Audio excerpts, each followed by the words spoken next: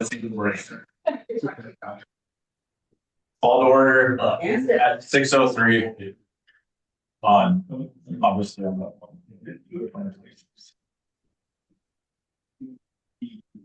stand for the flag. Salute. Pledge allegiance to the flag of the United States of America and to the republic for which it stands, one nation, under God, indivisible, with liberty and justice for all. And roll call. So, clerk, will you please take the roll? Certainly. Commissioner Garcia, Here. Commissioner Pugnani, Commissioner Cassidy. Here. Commissioner Napupi, Here. Commissioner Dennison, Here. Commissioner Town. Here. Commissioner Hummel, Here. and Commissioner Youngblood. Here.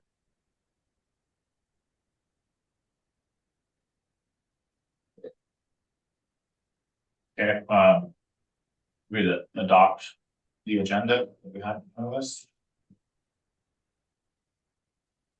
So, is there a motion to adopt this evening's agenda? So, yes. Second.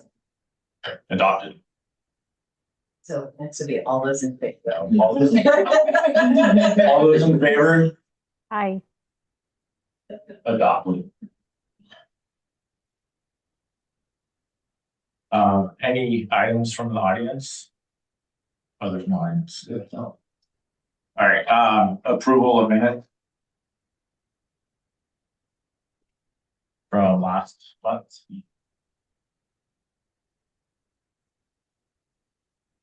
Do I have a motion to approve the minutes from last month? Can I get a second? Second. Approved. Is that what I said? Yeah, all those in favor, Yeah. please say aye. All those in favor, please say aye. Aye. Any opposed? Any opposed? Approved.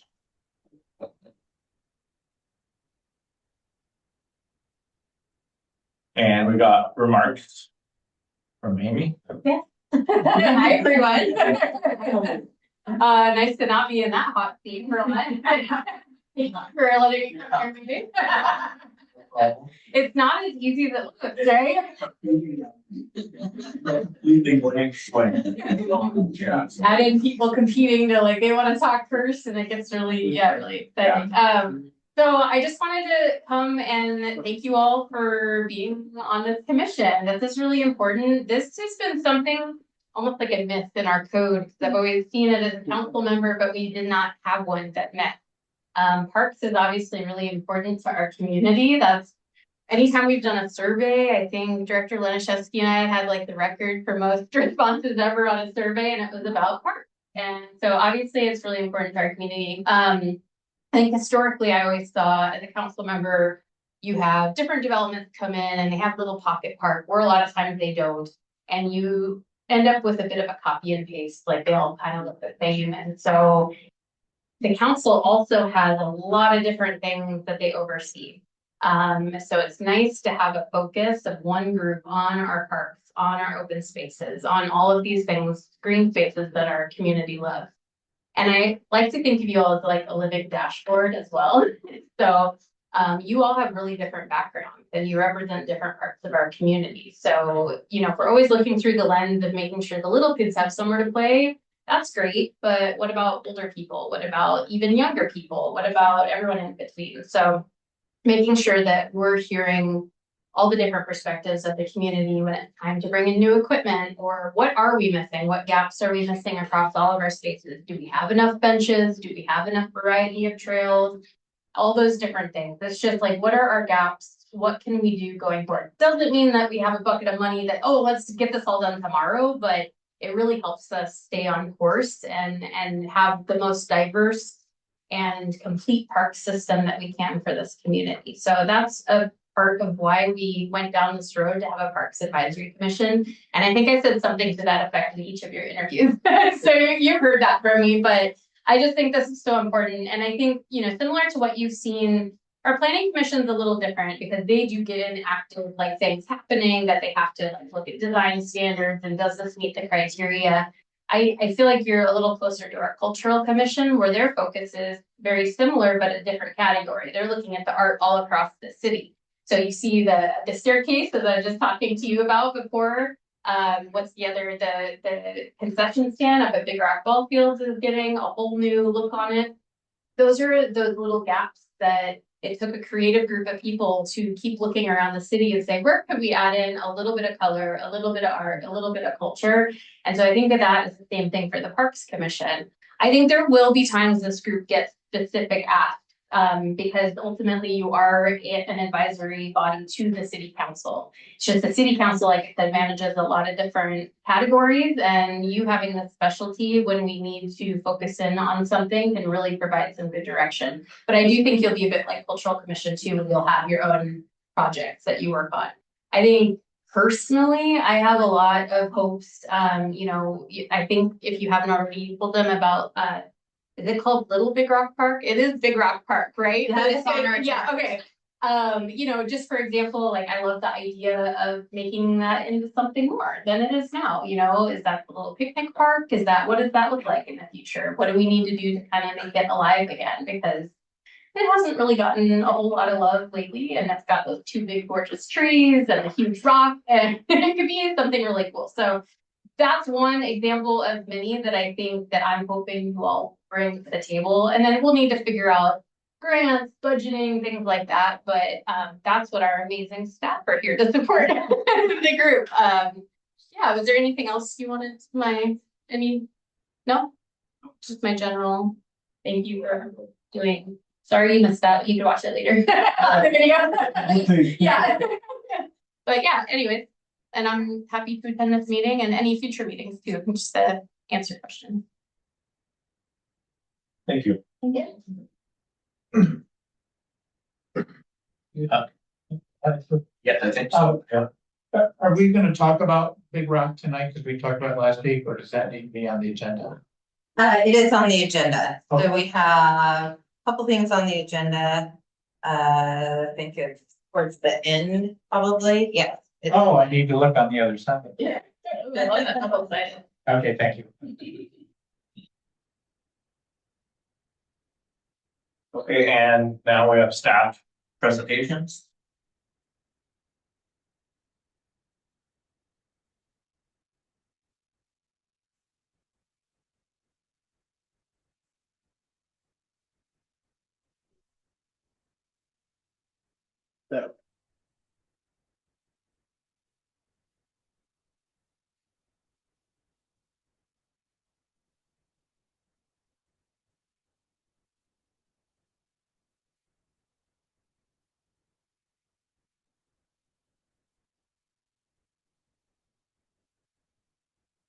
He's faster than I was last week still, so even though that's the slowest.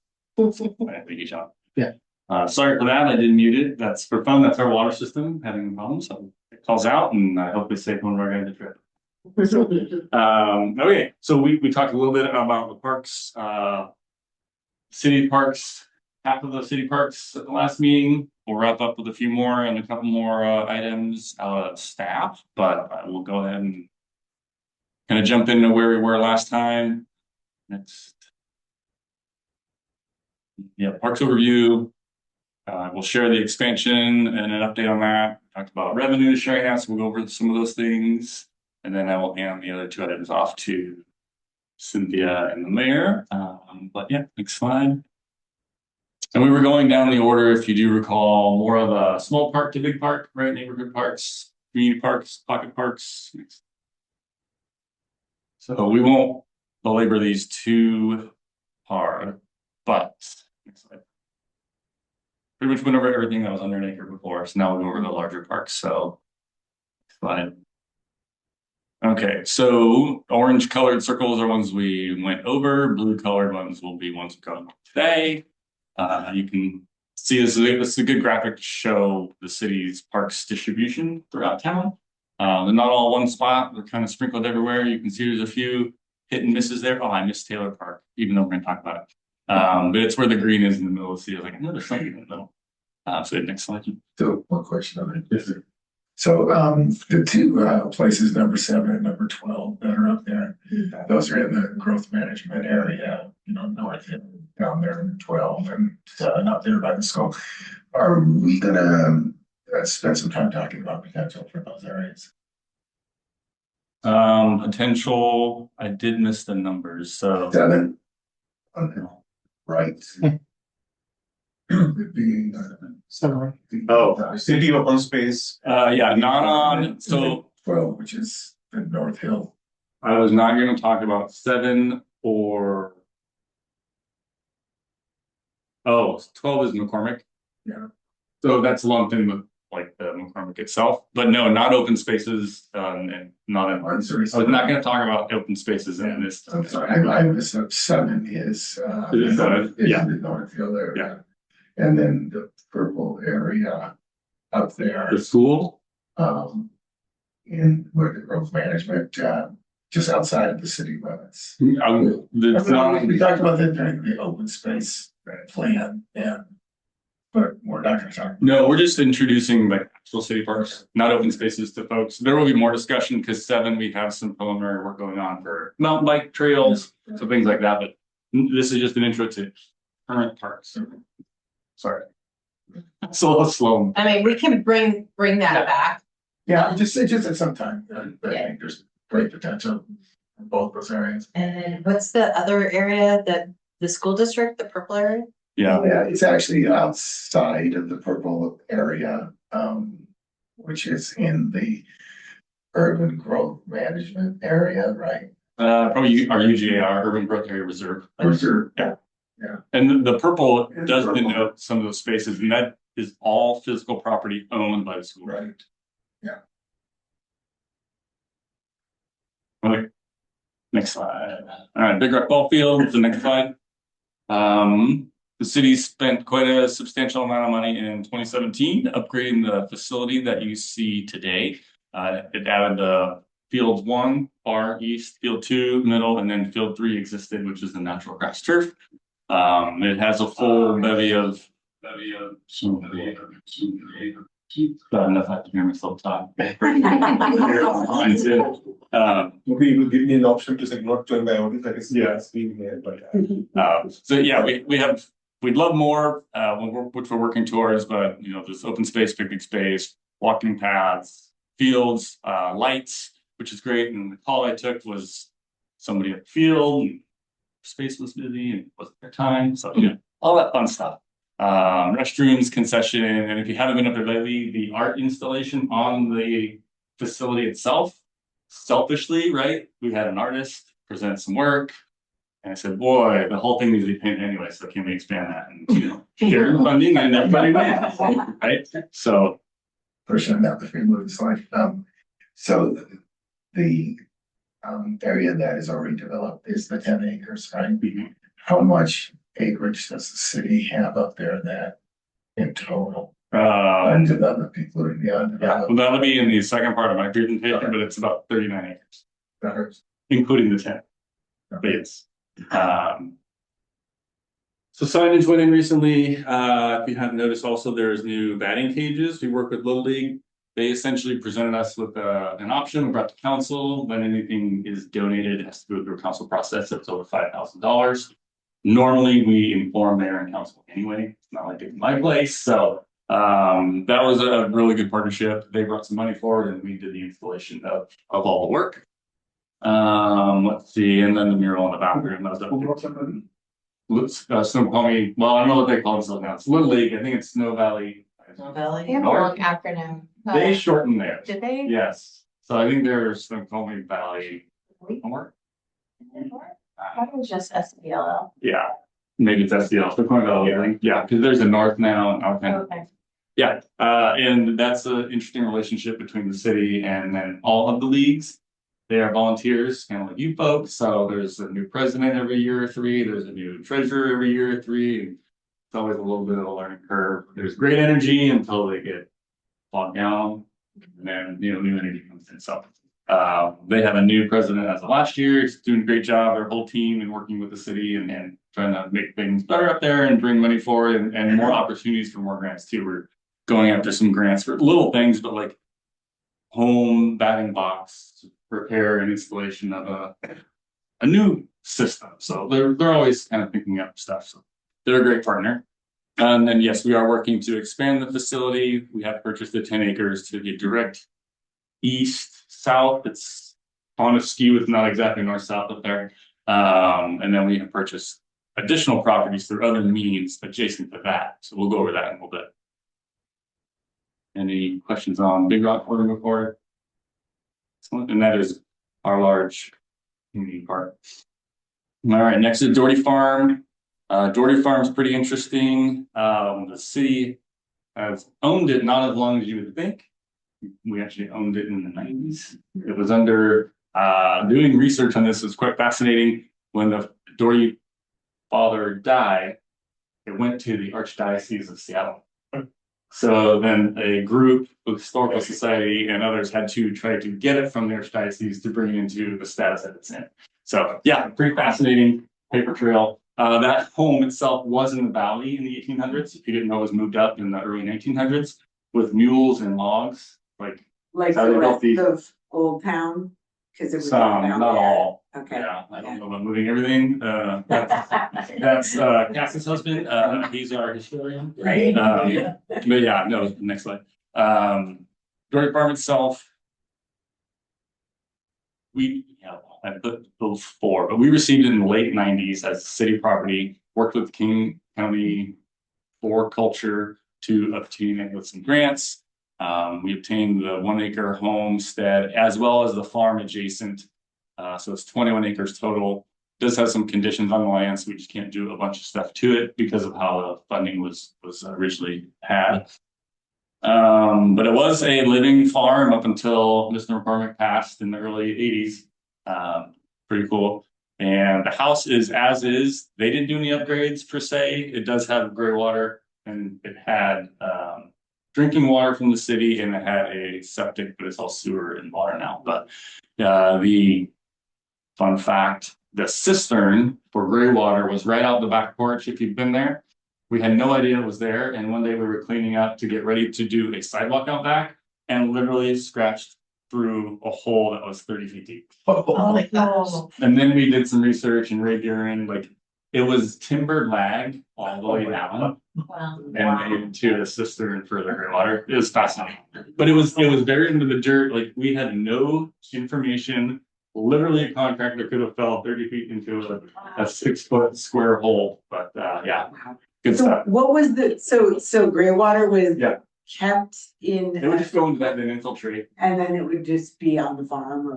I mean, it literally just pretty well dispersed and never came out of the surface. Yeah, Vertical drain field. yeah. Did you fill it? We did. Okay. Yeah. Safety reasons, insurance at the time. Yeah. Full CDF now. So. So yes, bunkhouse, garage, milk shed, very much a working farm until the 80s. And then we have housed several Eagle Scout projects up there. We have a budget line. We just call it community projects.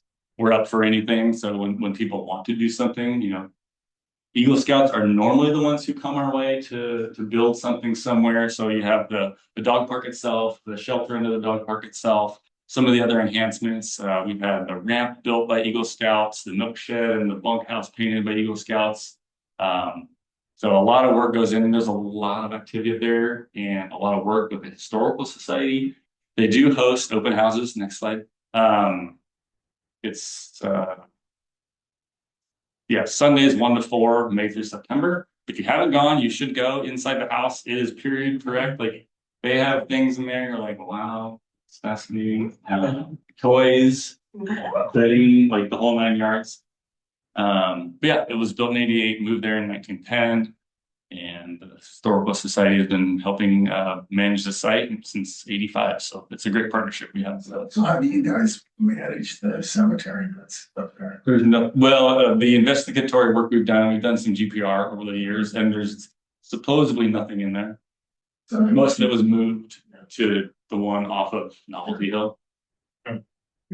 There's You a, could develop that area and cover that if you wanted. Well, if you go to the slide before, though, we have done some improvement around the cemetery. So didn't we? yeah, new fence, New trim up some fence. trees. Yeah. In conjunction with the historical society. So if you don't know Country Running, very energized. I don't know how she has that much energy. She works harder than me and still has energy. But yeah, she's an excellent partner up there and is a great steward of the property, as well as visionary too, right? They host tons of stuff. They're trying to do more. I assume we'll probably get into some collaborations with them. Yeah.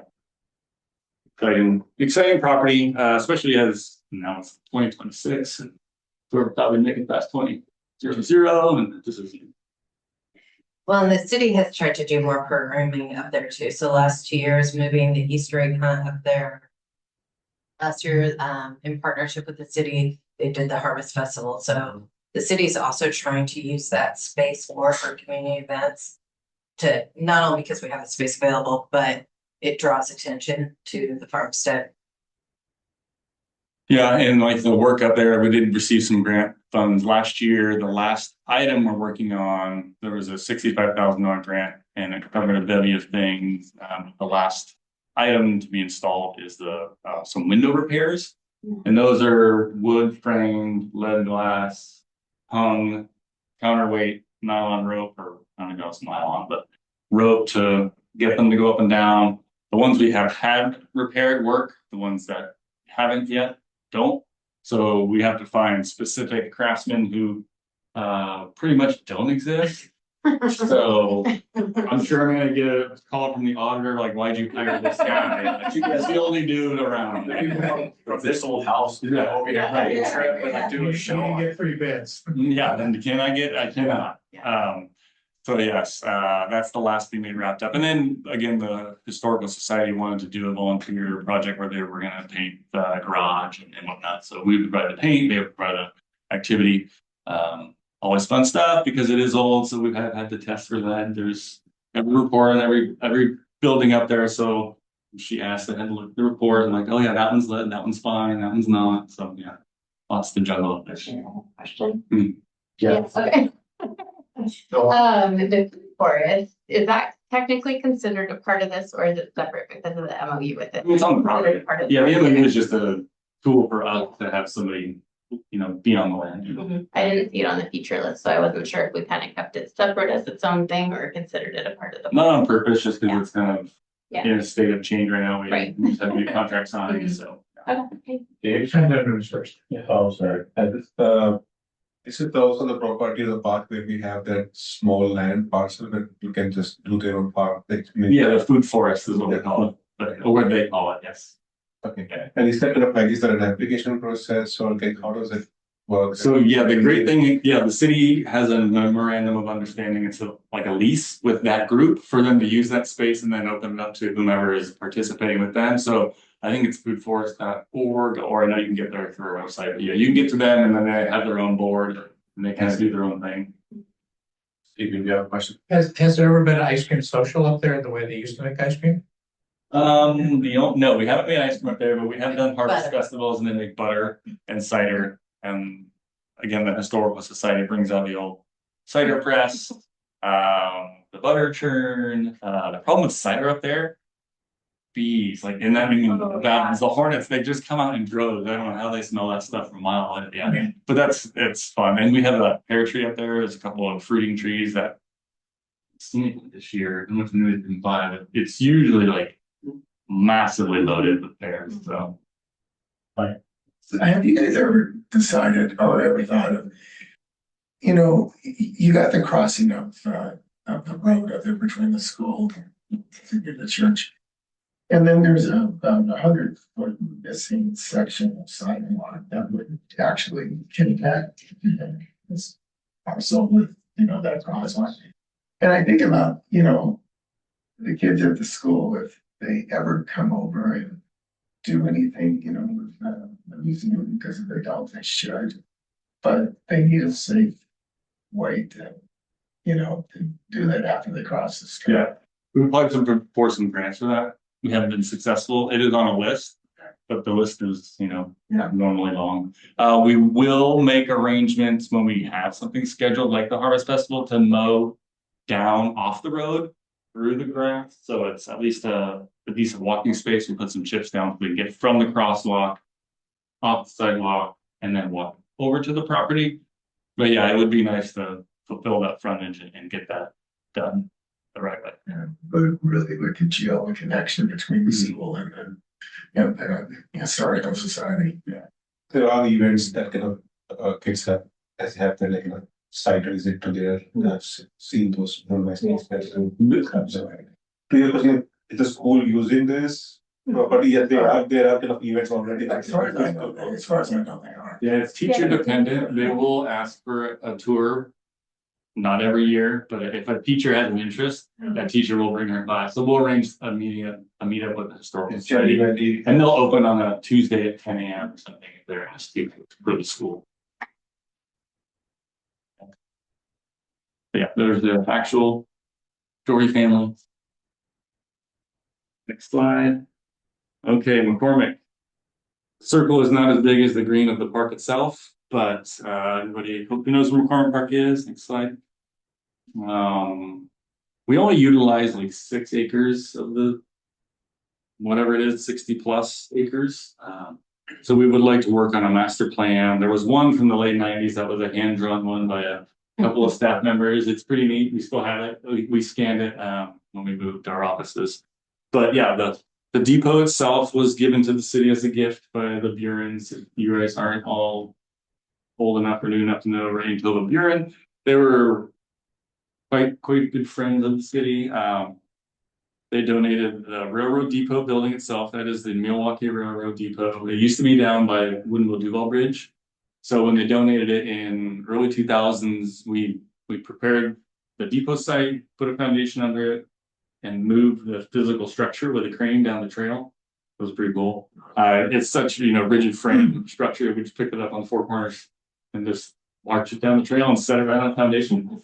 So that is the original period correct color, because that was a big thing when we had to paint it, because it was white when we had it given to us. So when we decided to paint it, we went with the Milwaukee paint from the 30s. We do rent it out. It's pretty cheap. John's group gets to rent that out.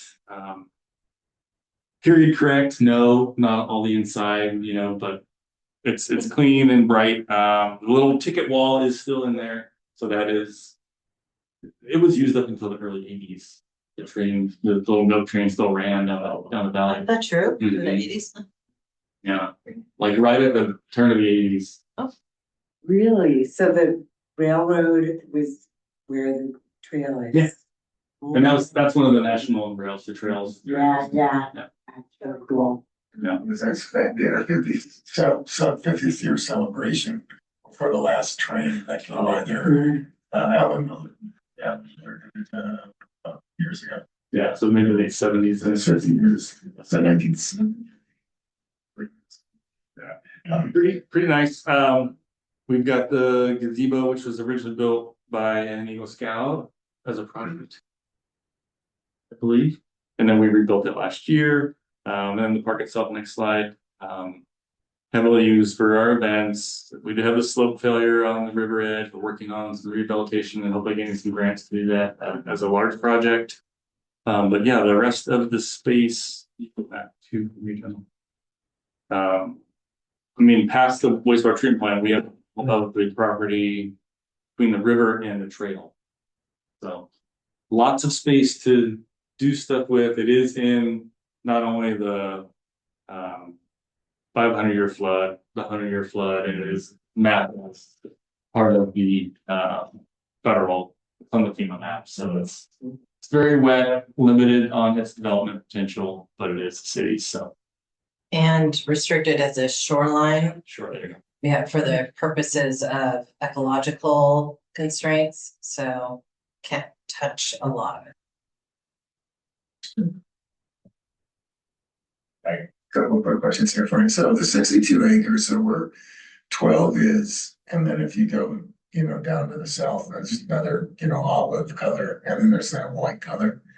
So is the 62 acres, those 3 parcels? I think it was more than 3, but yeah, the whole bank of green. The whole bank green, and then why is that area in white? Compared to, and not green. The area between the two pieces. The bottom area is King County. So right next to 4, where 4 is. Yeah, the gray line is the city limit line.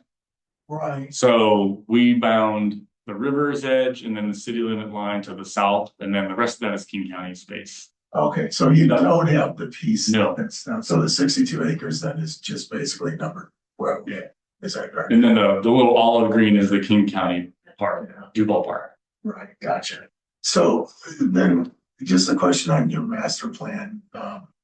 So if the city wanted to do a master plan for this area, do you guys go, do you contract that out? Yeah, we would solicit for services. Yeah, and you'd have to, appropriate funds in order to do that first, or you would have to, okay. Yeah, last time we estimated the cost of a master plan, it's about a $250,000 contract for consulting services for that. So it is in a floodplain. Mhm. I mean, can you put something like a disc golf course in a floodplain?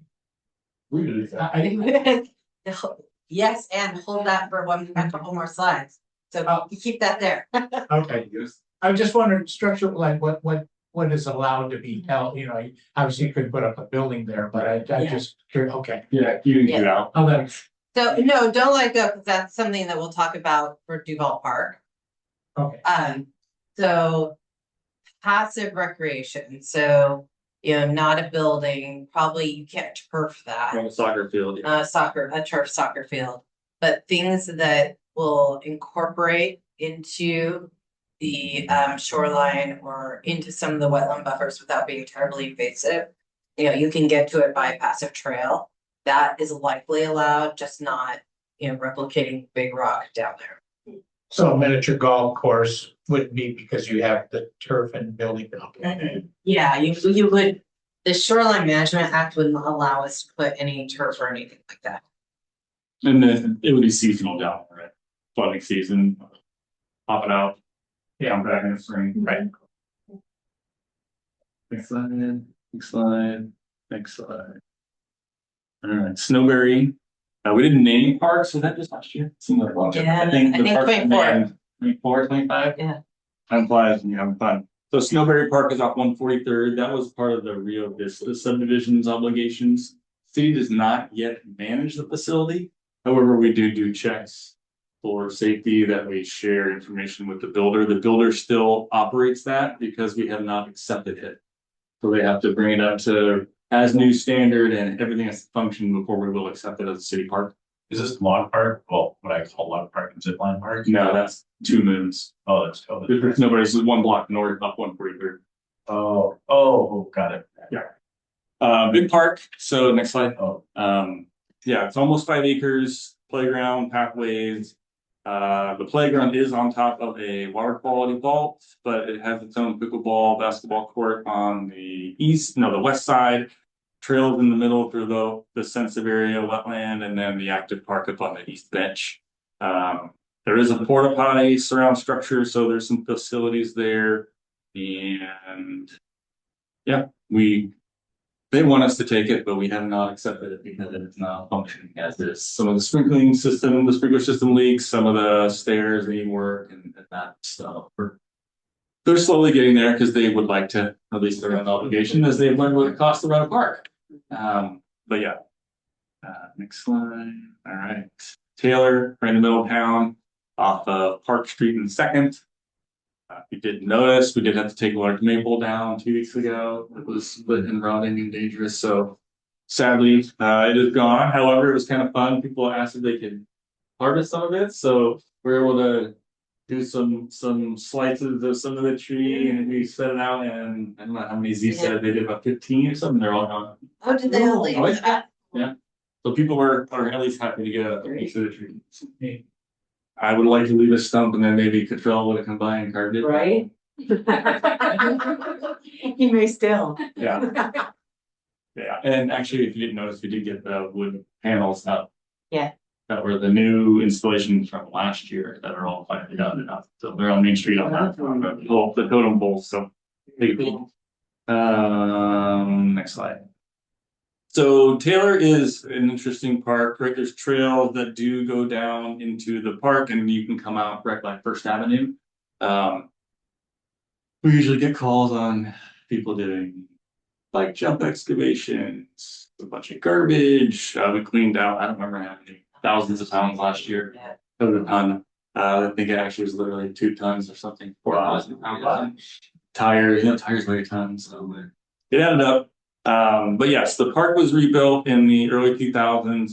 The Eagle Scout provided the picnic shelter a few years ago, and the kid did a great job. He actually got a building permit. His dad's a civil engineer, so it was our favorite as far as hands off for the city, because usually we're helping these youth, learn how to project manage a project and get something built. But yeah, he did this, so it was fantastic. Hand hung logs, so a little bit of a calculation, anomaly. It's not a standard 6x6, but yeah, all reconstructed. Did a nice job.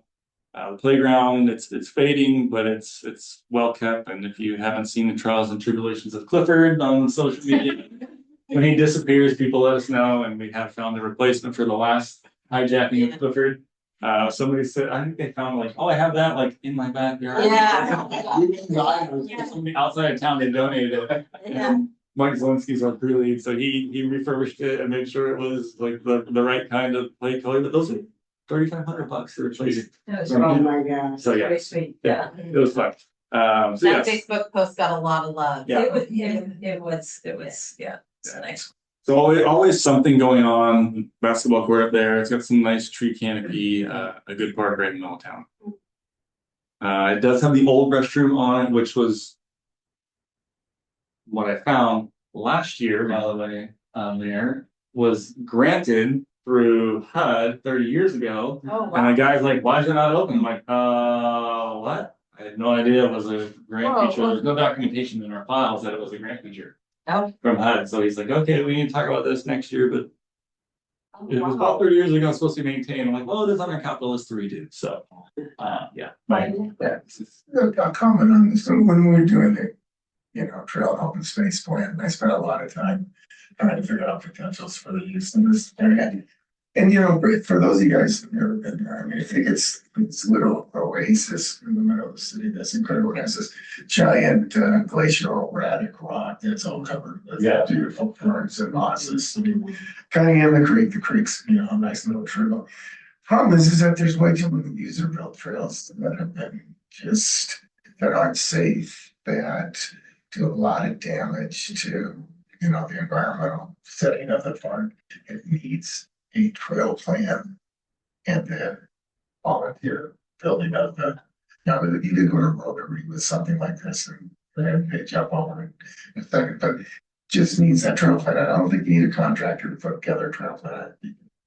It's small enough park. Yeah. Yeah. You can get WTA to come in and help you with that. Yeah, the next Good thing. project to add to the list. Yeah. No, I mean, it could be a real showcase, throw a little bit of art around that area too. Yeah. Thanks, Carl. If you can go back just one slide, John. Along the bricks along the side there used to be bricks with people's names on it. I'm trying to remember, was that to get this new park equipment? Because we lived here when We did it. die on the park equipment was their equipment, the sort of like really high slide, the kind of things. I grew up on, right? Yeah. No idea. Yeah. We actually dug out the coffin. It was in a coffee can. So we buried their memory in the park. Coffee can under that original equipment when we first. So yes, we did a little fundraiser in, I think it was 04. Fundraiser. I was trying to remember We it were selling bricks along the front was for the park equipment. Is that what it was for? Yeah, that one was, I think it was rebuilt in 04. And I thought the original restrooms, I thought they caught fire, like somebody had torched them. They've been lit once or twice. Yeah. Yeah, that's what I remember. So we've thought Yeah. about, it's a kind of a log, like, we thought about cutting out access ways and making it just a car shelter. But you know, the roof, it's something Yeah. else. So Yeah. it's- It's tricky. Are there monies available for accessibility? Not directly, so we did our citywide inventory of our ADA. Right. Um, You mentioned at the last meeting. Yeah, so we haven't put a formal plan together, but we're putting the next 2-year budget together, so we're trying to set aside a bucket of money on an annual basis to invest in these upgrades. So. Is there any help out there for that? I mean, any foundations or? Partly, yes. We have to have a specific, so this plan, getting this ADA plan done is one thing. There's another safety plan if we complete, which we're going after a grant to do the safety plan citywide, it's a transportation safety plan, which includes walkability. Then we become eligible for more grants. So it's kind of a yes and no. There's always money somewhere. Sometimes we're eligible, sometimes we're not. But I think, you know, word of mouth, whatever you hear, we hear to share and willing to, you know, there's new groups all over. Like, and again, we are a department of zero as far as parks operational focus, right? We take care of the parks, but again, we don't have a parks department, we don't have a parks manager. We just try to do our best to keep them maintained as we have them, expand them when we can. But yeah, it's a lot of space you guys are seeing here that is just run by 2.6 FTEs. So yeah. Thanks. Yeah. Any other questions on the word? But yes, I think the jewel is a great word, right in the middle of the city, easy access, up, down, middle, left, right. So. I like the art I did too. I could probably bring that to the cultural commission. Sorry. Oh. Art. There's 3 metal posts on Main Street, right at the bottom of Kennedy.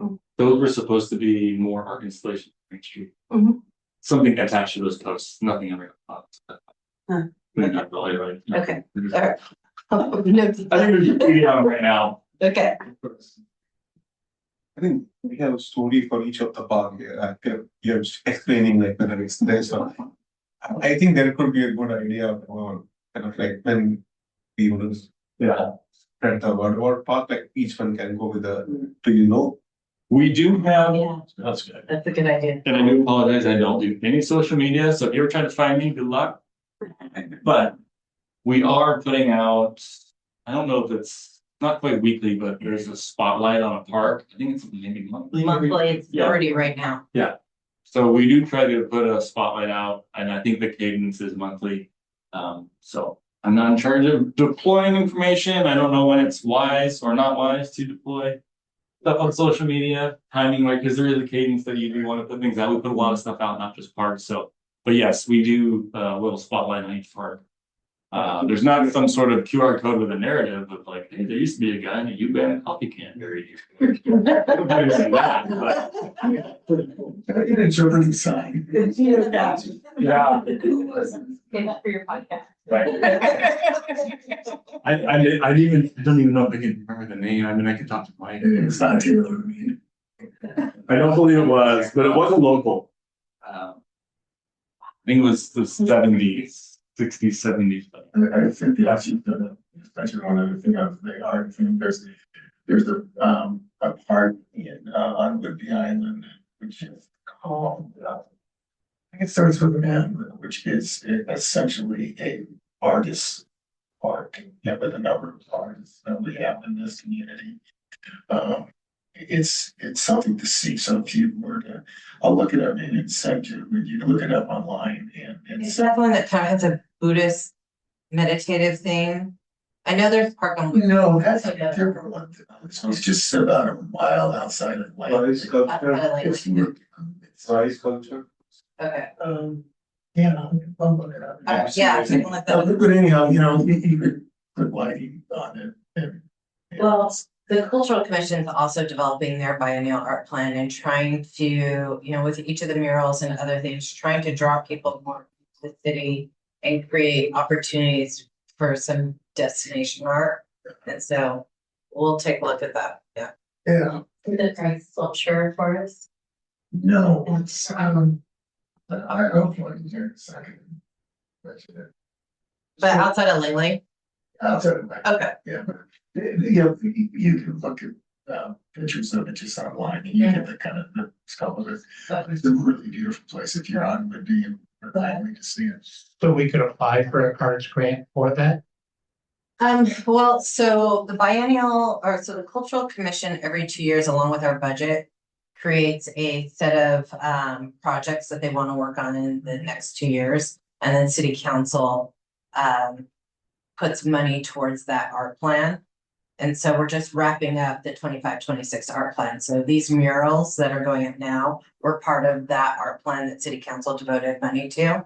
Some of it can be funded though through grants, so bigger projects. And I suspect that some of the projects, because we've done the low hanging fruit now, there's not many public places left for public art for murals. So any new murals would probably be a business that wanted to do a mural because we don't have many buildings left for murals or staircases. But we can, once we kind of create a project, go out for a floriculture grant or other arts grants if the project is big enough. And we'll probably be at that point, because again, the, $3,000 to $5,000 projects that we've done so far, we're probably getting to where we'll want to do some bigger ones that would need some matching grant dollars for. Thank you. And I'm reading, we will find things to put on your work program and your work list, but I think coming up with some projects that are in that $3,000 to $5,000 range are good to have, because sometimes I have Eagle Scouts and their troop that come to us and like, do you have anything we can do? Right? And I'm like, I got plenty of things to do, man. But not all of it is fun. So they, like, if we can have a short list of things that maybe gets done on any path, but if Eagle Scout walks in and wants to do something, then we have options. Like giving them a little menu is appetizing, because sometimes they just want to get it done. And I'm sure for those of you who have boys, they're usually like 3 months from turning 18. So it's got to be that fast because they have to be done by 10 or 18. So. I just call it Price, and they changed their name now. What is it? It's Price. Yeah, Price Sculpture Forest, and it's actually closer to Cooville. Okay. But if you just Google it, you'll see the pictures of it. It's Okay, Two Moons. So this is the 3 acres, it's 2 in 1 of park inside the Toll Brothers subdivision there. Long story short, the city had 5 acres in that area, undivided in the 90s and 2000s. The whole area went through a master plan of the development group of the city. So our 5 acres became a 2-acre pad. So we own one of the pads up there that's adjacent to Big Rock, and then the 3-acre park. So the city got its 5 acres back. That was built by Toll Brothers, and just like Rio Vista's park of Snowberry Park, they are still maintaining it because they have not provided it to a level that we will accept yet. So some repairs here and there and some things here and there not working great, but yes, that's the neat part. A couple of questions. Where did it get its name? So that was me. We were. So before I got here, the city had tried to partner with the Snoqualmie tribe to ask them to name Snowberry and Two Moons. And the early conversations did not go great. So when I came on, I reached out to the Snoqualmie tribe to kind of reset the table and have a more authentic conversation. Because there are very particular naming rights between with how the tribes name. So they don't name after people. So I think the city had been probably a little too directive. So had some engagement with the Snoqualmie tribe, some back and forth. And I had found some dictionaries in Lushootseed and some Coast Salish stories, and found some words that could be translated into Lushootseed, and then were stories that were native to this area. The tribe came out, took a look at the parks, and we had gotten to the point where we had kind of a list of names, but ultimately the Snoqualmie tribe did not want to participate in the naming of these parks because the parks were built by developers without any input from the Snoqualmie tribe, and they just don't reflect the values of the Snoqualmie tribe. So instead of going back to the names that they were, which is Rio Visto and Toll 1 and Toll 2, we kept the names that could be transcribed into Lushootseed, even though it's not a tribal partnership. We kept at least a part of the project that felt, that we were trying to recognize those stories. They're okay with that. I mean, yes and no. They don't endorse the names. They don't endorse the parks because they just weren't built with any indigenous knowledge. But we didn't want to go back to the drawing board and name them like, Joe Smith Park. Right. So we kept the names that could be transcribed in Lushootseed. Question for like maybe future, like when these parks, like we saw then one more other park from the builder has to come to city for maintenance, and these ones, like how much is the budget accommodating for these maintenance? So these are like big parks to maintain, so how much is already factored in, and of course it's a new thing to be still done. There's so nothing factored in to be added, but yes, just normal maintenance. So we have, again, putting the budget together for 27, 28, additional utilities for water. There's not a lot of power out there, but there's a power box, so there's a minimum charge.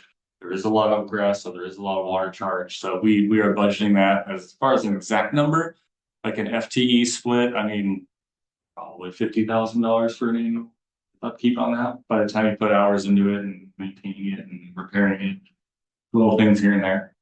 Like, do we also get some extra budget now that this park can? No. And it's it will just go from the existing budget. Correct. Okay. I like where you're going, but there's no mechanism. And then, these now have wear items, right? Those the canvas tops over the open spaces are $15,000, right? And there's 2 or 3 up there. 2 for sure, 1 on each side, and the one on the northeast is bigger than the one that's in the central space, I think. But yeah, basketball, playground. We do use this for soccer in the fall with Snoqualmie Valley youth soccer. So it's the 7 and unders.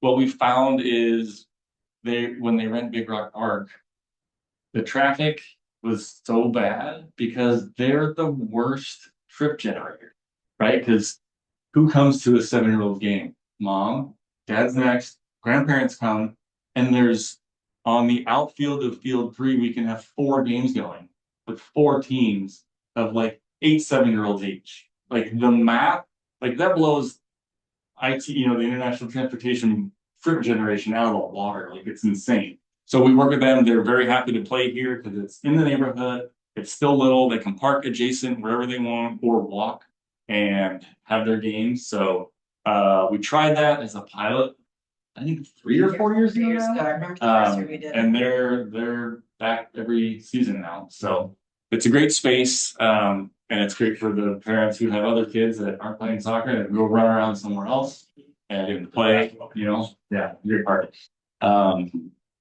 Let's see. Yeah, zip line's fun, but it's all a weird part, right? That's already been repaired twice. And it's not a big repair, but it's $1,000 pop. Do we even have the markings for the soccer, or is it like they just? Yeah, they will. No, I don't think we mark that. We can just with spray chalk, or then we just use little cones. Yeah. So you put the little pug goals up, and I mean this soccer, all of us have probably volunteered if you have a kid in soccer, and they're pretty good about giving each parent instructions, a bag of cones, a set of pug goals, and there you go. But yes, Bumblebee Ball makes way more trips than anything else. I will contest that under oath. One more question. Somebody was saying that there is a kind of a small display of the river there, or just like a. Oh, sure. Is it? The river theme, yeah. Yeah. Not in the frame. I think I'm gonna slide past. Water play area. Yeah, that. Yeah, it's on the far north section on the 1 acre side. There's a little river that has a water feature that breaks all the time. But we are climbing and it slides. But yeah, it's a little water feature that could. That's so fun. Yeah, it's got a little hand pump. Yeah, but high maintenance. Yes. But anything moving in a park is. Yeah. That's just expected. Yeah. Then you fill the sticks. So, yeah, What that- if? that's 3 acres, and that's obviously our newest park in that area. And then I think it's gonna be it for the introduction to our active parks, not any of our open spaces, because we have plenty of those, funny names, funny stories, but plenty of open space around to teach you. Slide. All right, outside of that, any questions on our parks? I'm gonna jump into the expansion of Big Rock. All right. But, okay, if you haven't heard, we are expanding Big Rock Park. So just the numbers, I'm gonna start with orienting you. 0245 and 0240 is two parcels, but we call it one parcel. It's about, everything is almost 10 acres. So that one's almost 10 acres. The park itself, 0250, exists and is just under 10 acres. 0260 is raw land, just under 10 acres. 0270 and 0271 are another, it's the old white German looking house at the end of the kind of road there. It's split into two parcels. One is not going to be park, the other will be part of the park system. So 45, 40, 50, 60, and 70 are all going to be part of Big Rock Park at some point. All the land is purchased, all the land is annexed. It is in the city now. So there's no more expenses to add land in the area off Big Rock Road. We are still looking at obtaining 0130 to the east, where we could have hopefully access off Baton Road and another secondary entrance and at least trails in, because it is a heavily encumbered property with wetlands. But it would be great for those who aren't coming for sports to walk into the park, hit some trails, come in and enjoy the park in whole. We'll have over 3 miles of trail in and amongst all the light green spaces will be maintained as green. Next slide, John. Because we obtained King County Conservation Futures dollars to help buy the land, and those lands now are deed restricted in 85% no development, and you can develop 15% of it. Has to be passive use, not active use. So trails are great, but no mountain bikes, no bikes kind of thing. But yeah, every gray line will be a trail. It'll be looped. It'll be differentiated materials. We'll try to use as little asphalt as we can, but some of it will double for maintenance access roads. On the far left of your screen, there will be a maintenance shed because there's an existing 3-car garage. That's a 2-story garage that's metal built, so we'll keep that.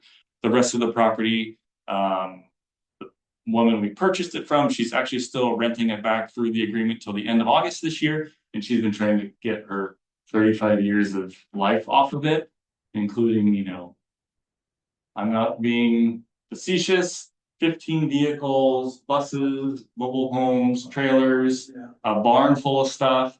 She's a mechanic. There's Toyota parts aplenty.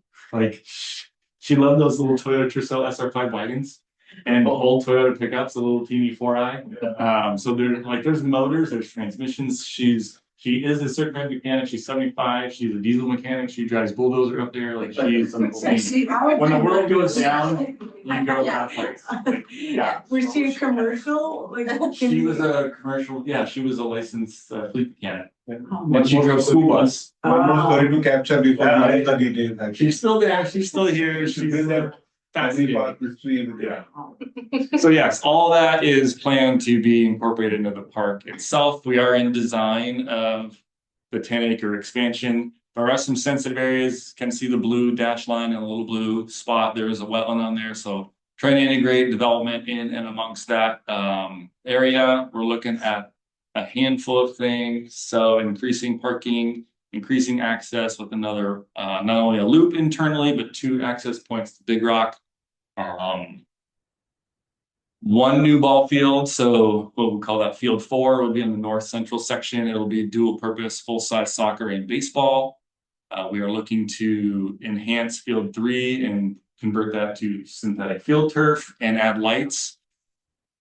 We're booked pretty much, and we'll talk a little bit under the financing part of how we fund stuff, but we're booked pretty much all fall and spring on the fields with lights, and not very booked at all on the natural grass field because baseball ends in June, so they don't get to take advantage of any daylight, right?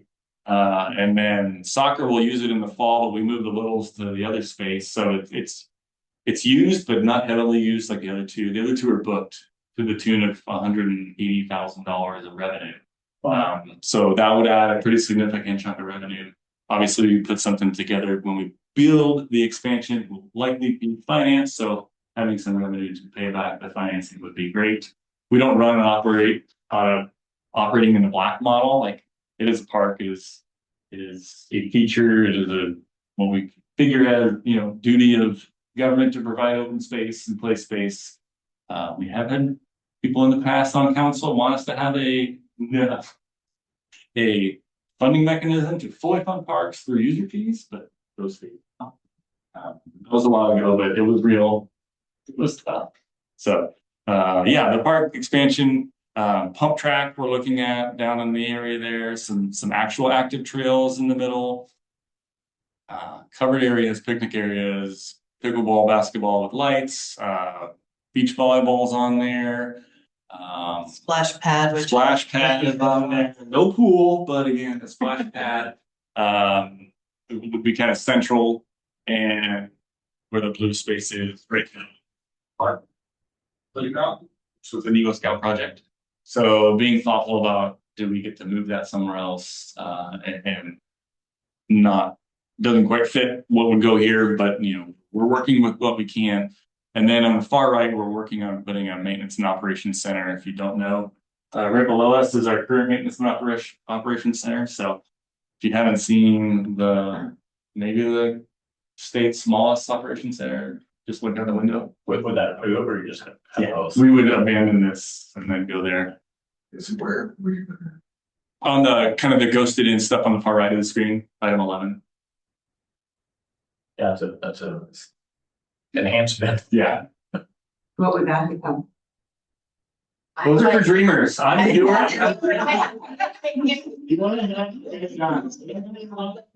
We'll go over the one. I just asked them that today. I'm like, so when will you?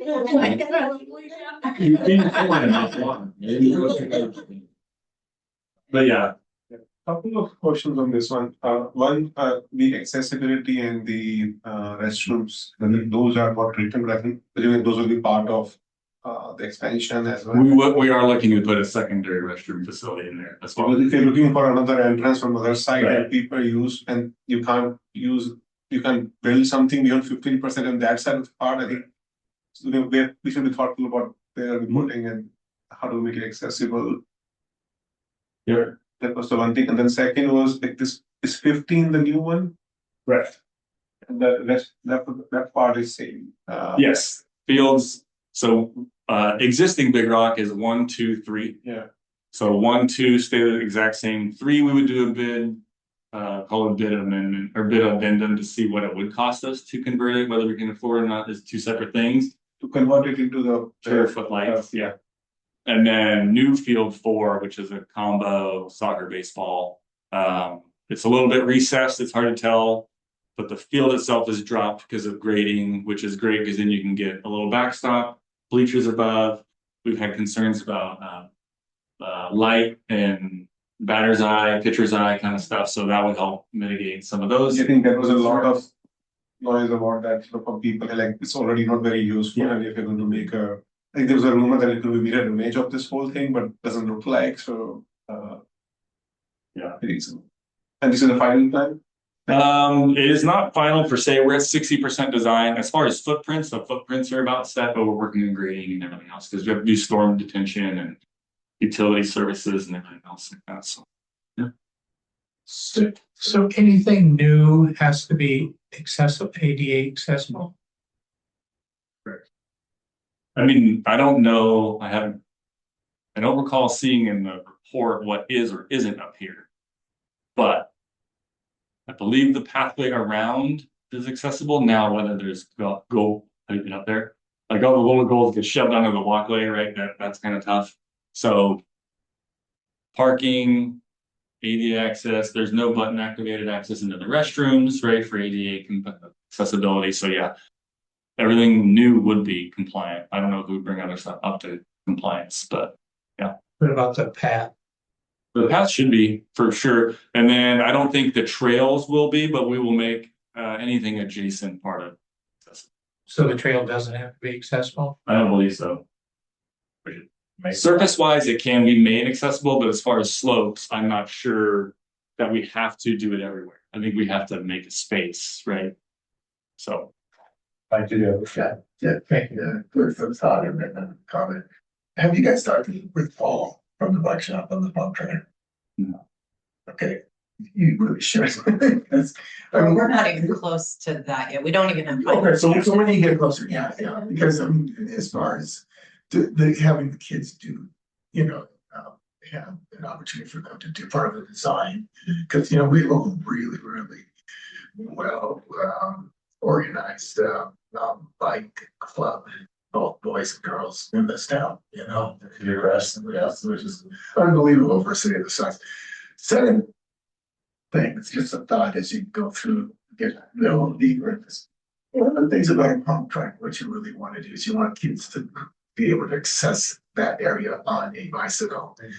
Big Rock Road, it's not the road you want. There's a little bit of a trail, that comes up. But you're probably within a tenth of a mile to the pipeline trail. If you could get a way that you could get a trail easement or even an on-road, off-road, trail to connect to the pipeline. Because the pipeline accesses so much of the city, you gotta wait for kids to ride their bike to the park. So as far as the city's requirements for what we call frontage, we would have to build curb gutter and access sidewalk bike lane from edge to edge. Right, so we will be making improvements to the frontage. On that side, but you're still gotta go south to get to the pipeline. Oh, well, I don't want to say I can't touch the pipeline, but it's a mile from town, right? Like, there's not a lot of stuff on the pipeline that I can handle. The only part of the I pipeline. would say connect to the pipeline. You don't have. We have the road is the only mechanism, right? Oh, We do own a You're trail. right on the Duvall boundary. That's how the. Yeah, so go back. Yeah. I want to image. Yeah, that one's there close enough. There we go. So where the very bottom corner is, that is the connection of Batten and Big Rock. Yes. And then one parcel south is the toll. Yes. So we do own access. I had a laser pointer. If you know where 275th is, it's too late. But right in the middle of town, where we have 275th as a road alignment, and then you look to the south, there is a pathway, which is where we have our water main. So that was something we're Yeah, made that recommendation. So you guys are going to go ahead with that. we're not going ahead with anything. It's listed as an asset. We own the pathway, but there is a creek that has a 500-foot, I don't know what it would be, ropes bridge, some kind of structure to get across it because of the sensitive area and sensitive nature of it. But we read the blessing. You think I can see this? Yeah, it doesn't want to show up on that screen. I get green. You got green on these? Oh, Yeah. But we tried. Technology. there's an opportunity, but it has a pretty big sensitive area gap in it still. And when we did the water main, we drilled 900 feet because permitting wise to cross the stream was impossible. So time is money, and it was easier to go under.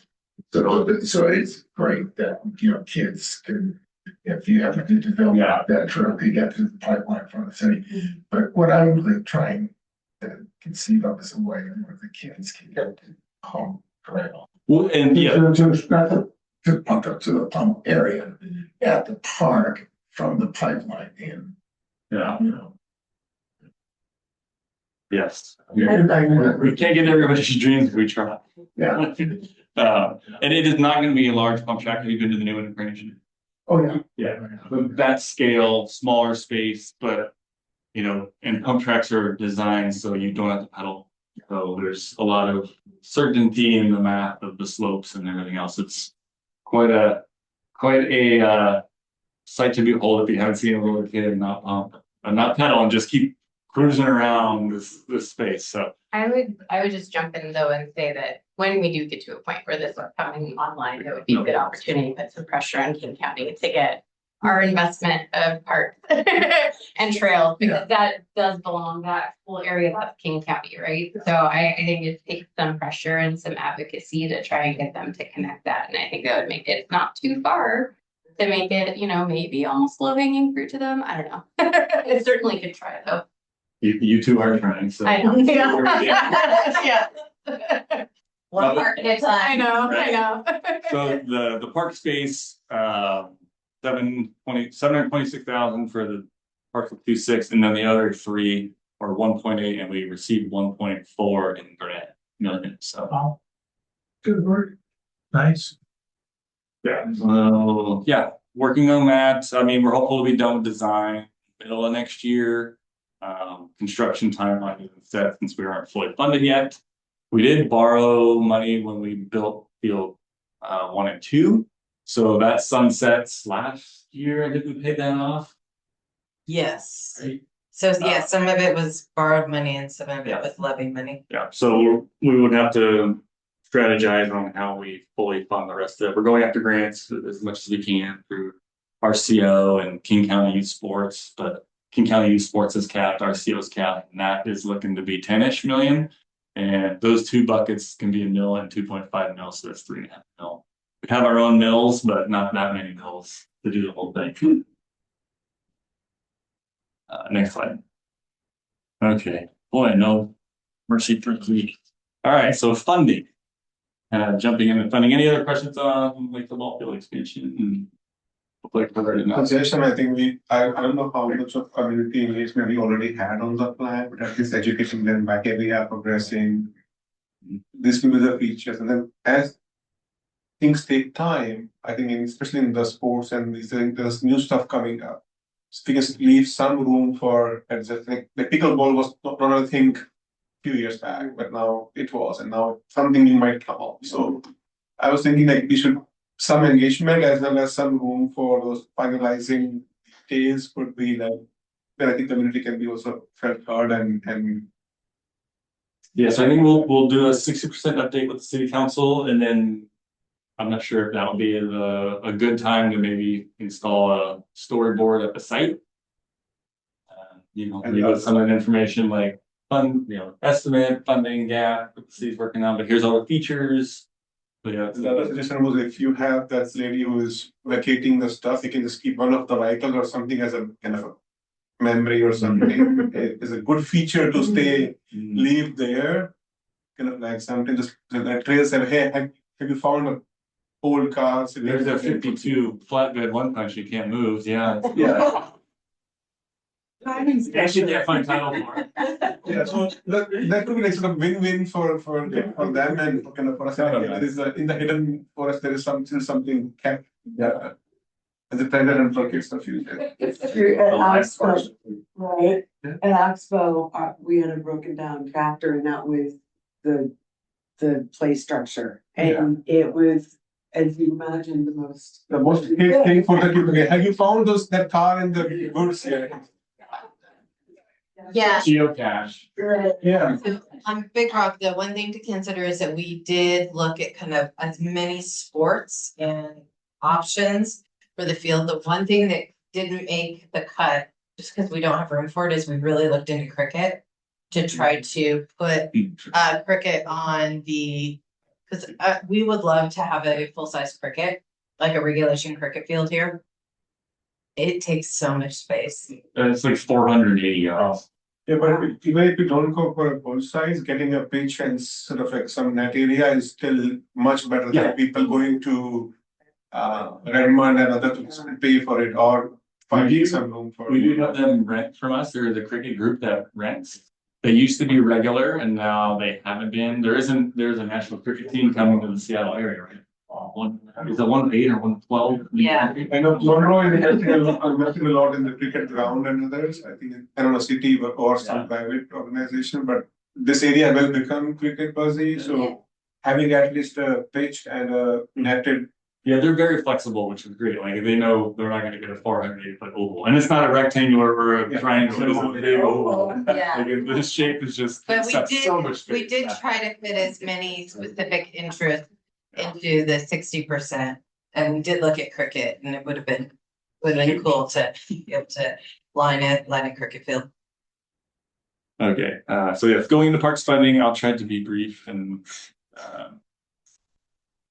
so there's always, we have two ways, right? Capital and operations, building and expanding, and then just maintaining what we have.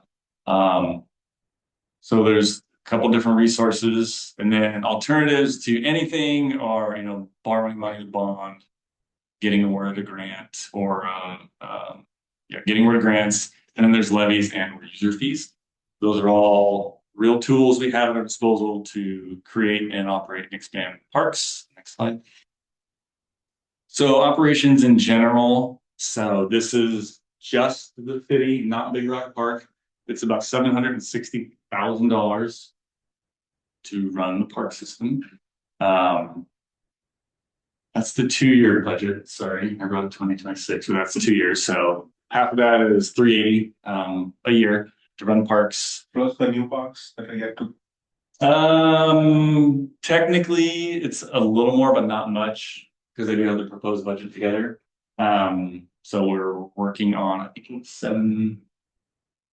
I think it's about the same number. There's a couple things that changed. And what is in here, sometimes there's a capital glut.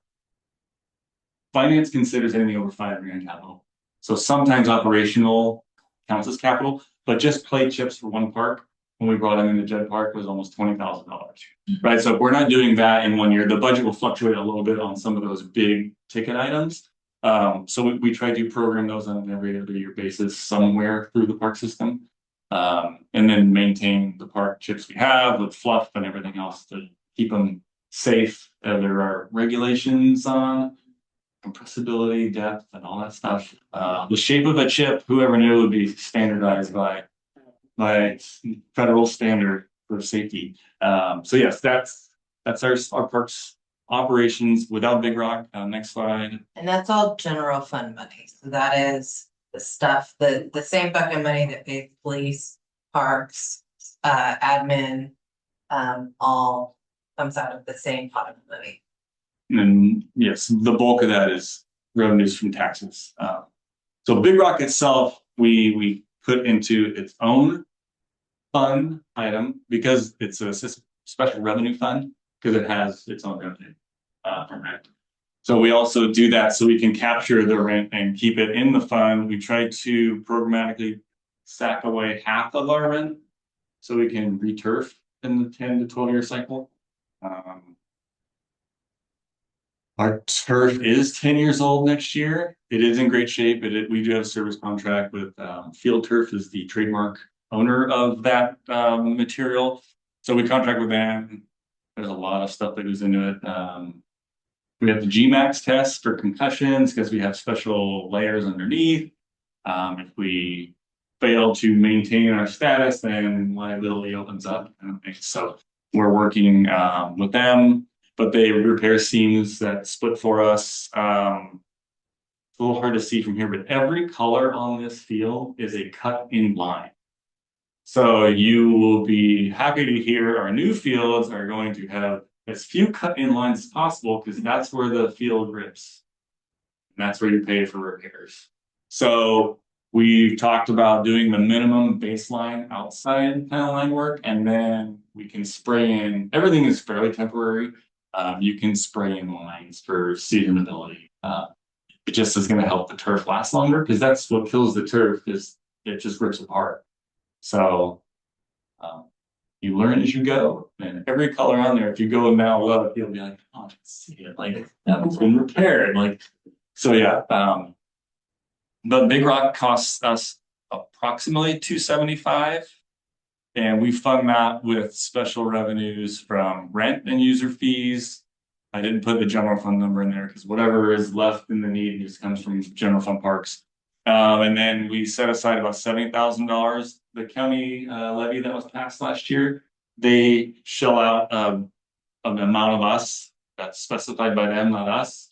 So the city splits some of that between operations and capital, and some of that goes here. So 70,000 of the, I think the new number is just over 200,000 a year that we get from King County to operate our parks. 200,000. Mm-hmm. But as part of our county property taxes, if you live in King County, Yeah. the taxes that go to the county, they get some back to the agencies. Do you have a idea of how many people have used Big Round Park in a year?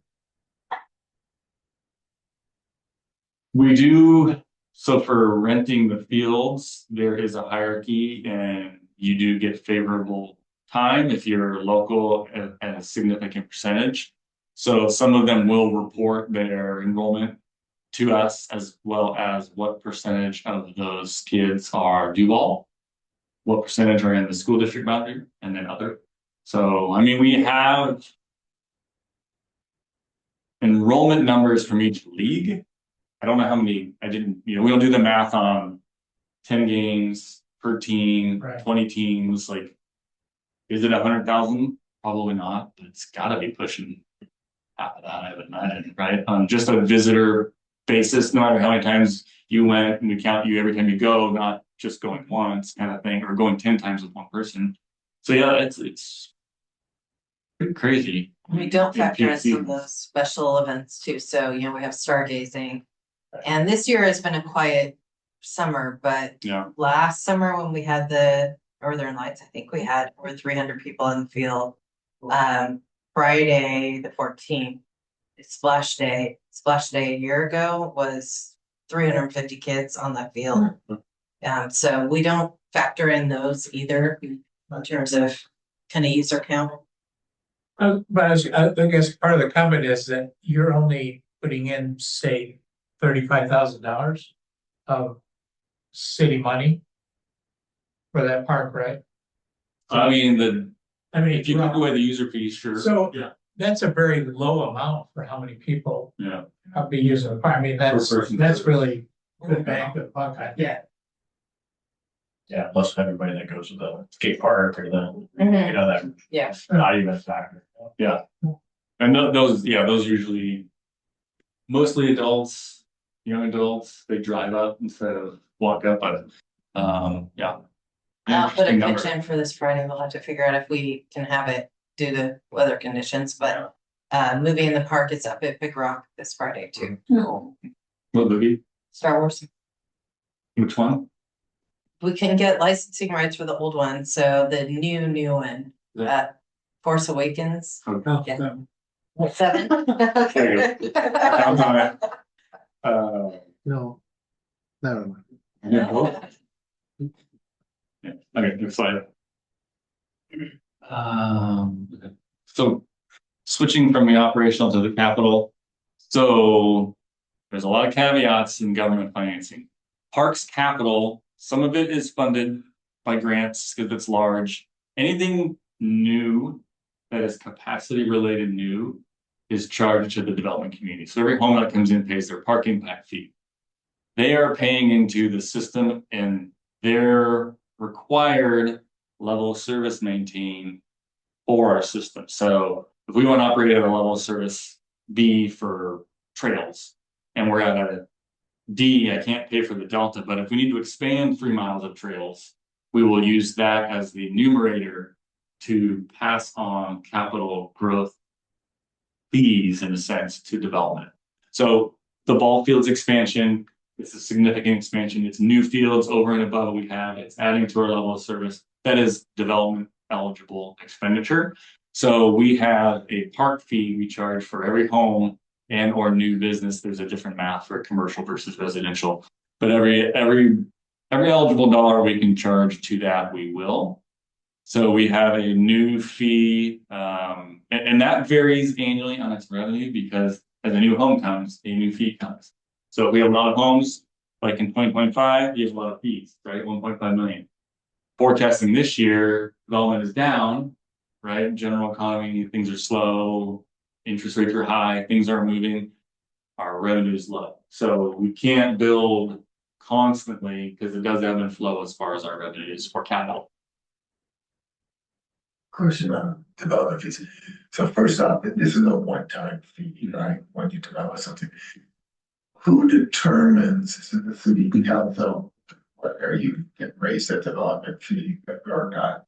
And how often do you I mean, is it a percentage of the value or is it a? Yeah, there's more slides. Thanks.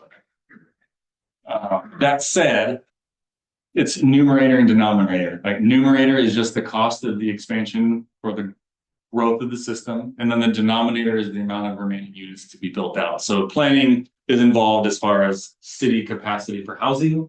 We take their number. If we're at, these are not real numbers, but if we're at 10,000 and we can go to 2,000, we have to 12,000, we have 2,000 new units. I have a $2 million capital program divided by 2,000 units. Everybody's going to pay $100, right? So it's not that low. Our fee is quite high, if not one of the highest. So in 2025, when it was the old methodology was $10,000, $10,001.57 per home. Now it is based on square footage because you can equate, there's new laws, so equating square footage to users. In theory, the bigger the house, the more the people in it, the more users you have as in users in your system, right? So now that same house costs double. And it is per square foot. So again, the bigger the house, the bigger the fee. The smaller the house, try to incentivize smaller housing, affordable housing, the smaller the fee. That said, we also index our fees to capital construction indices on an annual basis. So if the consumer construction cost index for our area is 4%, that goes up by 4%. So those are indexed always to keep up with the capital cost is we're building something. So we use the capital. For operations, when we do increases, it's tied to O&M, more labor and industries number instead of capital number. Is it charged to the homeowner or the builder, and then the builder passes it on to each home? Sebastian, that's a philosophical question. Theoretically speaking, it's at the time of building permit, which you don't own the home if the developer's building it, so the builder pays that. Does it go into their fees? We could argue that to the end of time. Yeah. Because market's going to drive the cost up. Of course, they want to pay for other people's fees, right?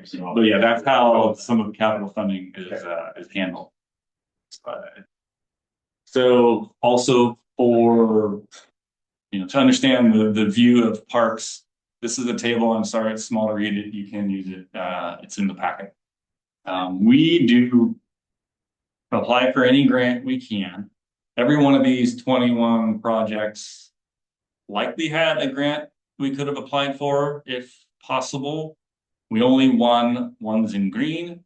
However, mathematically, it was a significant amount of our program funding. It was about half of the funding, well less than half of the projects, but still a big number because when you can get grant funding on a big project, that still leaves city funds to pay for small projects, right? It's all kind of relative because it's all in the same programming. So yeah, we had a $2.2 million grant on $3.9 million of projects in the last 5 years.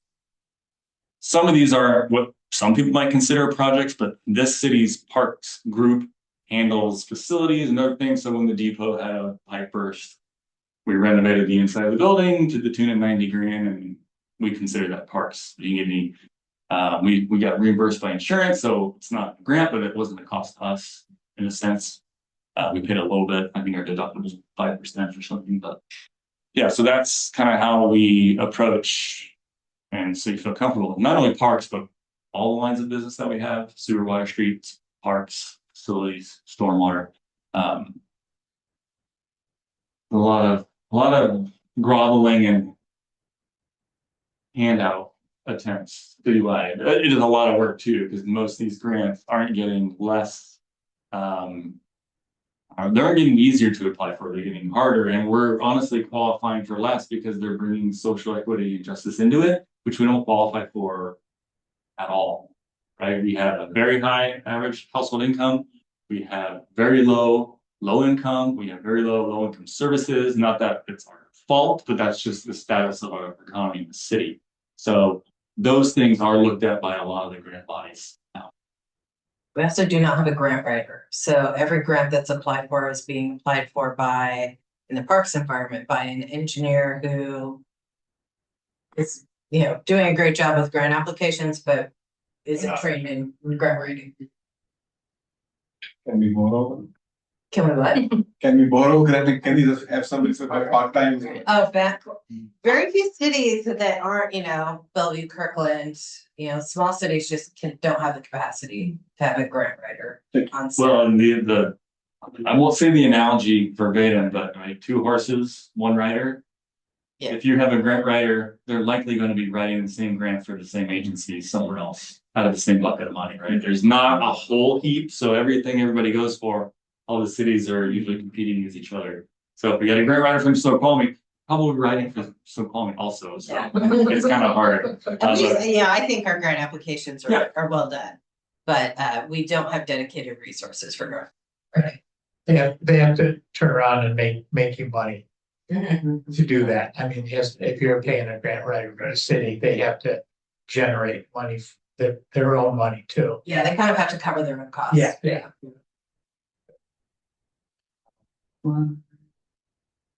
Okay, You're done. I'm done with my question. I know it's a lot, it's a little scattered, but yeah, grants, we are fortunate, we have a capital project program manager, we have 2 project managers, so they're the ones who deploy the capital work for us, and they're the ones who also are writing most of the grants through our office. We have some tech support internal, but likely they're all doing their own grants on a project by project basis, but they take great pride in doing the grant writing, obtaining grants, and then building the projects, so it's a good working group. It's a busy group, and I understand that you're not excited about taking on new projects because there's so much to fund with the pre-existing parks. Sure. And where did all of the funding, where did it used to come from? I mean, has it always been a grant process, or was there? Well, I think, yeah, we had our park impact fee, which is the new development related parks contribution. Right. I think the big separation is just the last 5 years is just the cost of improvements. It's just skyrocketed. So we didn't really, we borrowed like $3 million for the last park. Like, seems like a pretty fair deal for that park. It's a pretty substantial park, right? Like, but it was almost 10 years ago now, and that's, just things just cost so much more. So yeah, I don't think we had a lot of very large parks either. Like the improvements on some of our bigger spaces has been pretty minimal. Like the trails in McCormick are just gravel trails or hog fuel trails. Like it's not like they're concrete, cast, and all kinds of other things. So I think the cost of the features we're installing are just. So you can still use like hog fuel. You can use free chips. It's not as easy, and I cringe when you say you have people climbing on old furniture at your farm. Because liability insurance, like there's things like you saw a tractor at a dairy farm. I have a sign on it because insurance said don't let anybody climb on it. Right. And if they're gonna, it's on their own, and you put a sign in front that says don't do it. And we didn't have the heart to tell country that our insurer really didn't want it. No. She really wanted it. So it is tough. Sadly, it's just different, private versus public, right? Totally, yeah. Everybody, sadly, when they do get hurt, they come right after us. So it's tough. You gotta put your paperwork in place, do your best to maintain what you have. When you see things in error, do your best to fix it, justify. It's a lot. Well, we did also have some levy money. So we had a 6-year levy that had some park element to it that expired at the end of 2025. So we don't have any kind of additional levy money coming in for parks operations that we used to have. I mean, it wasn't a ton, but it was some to support Big Rock.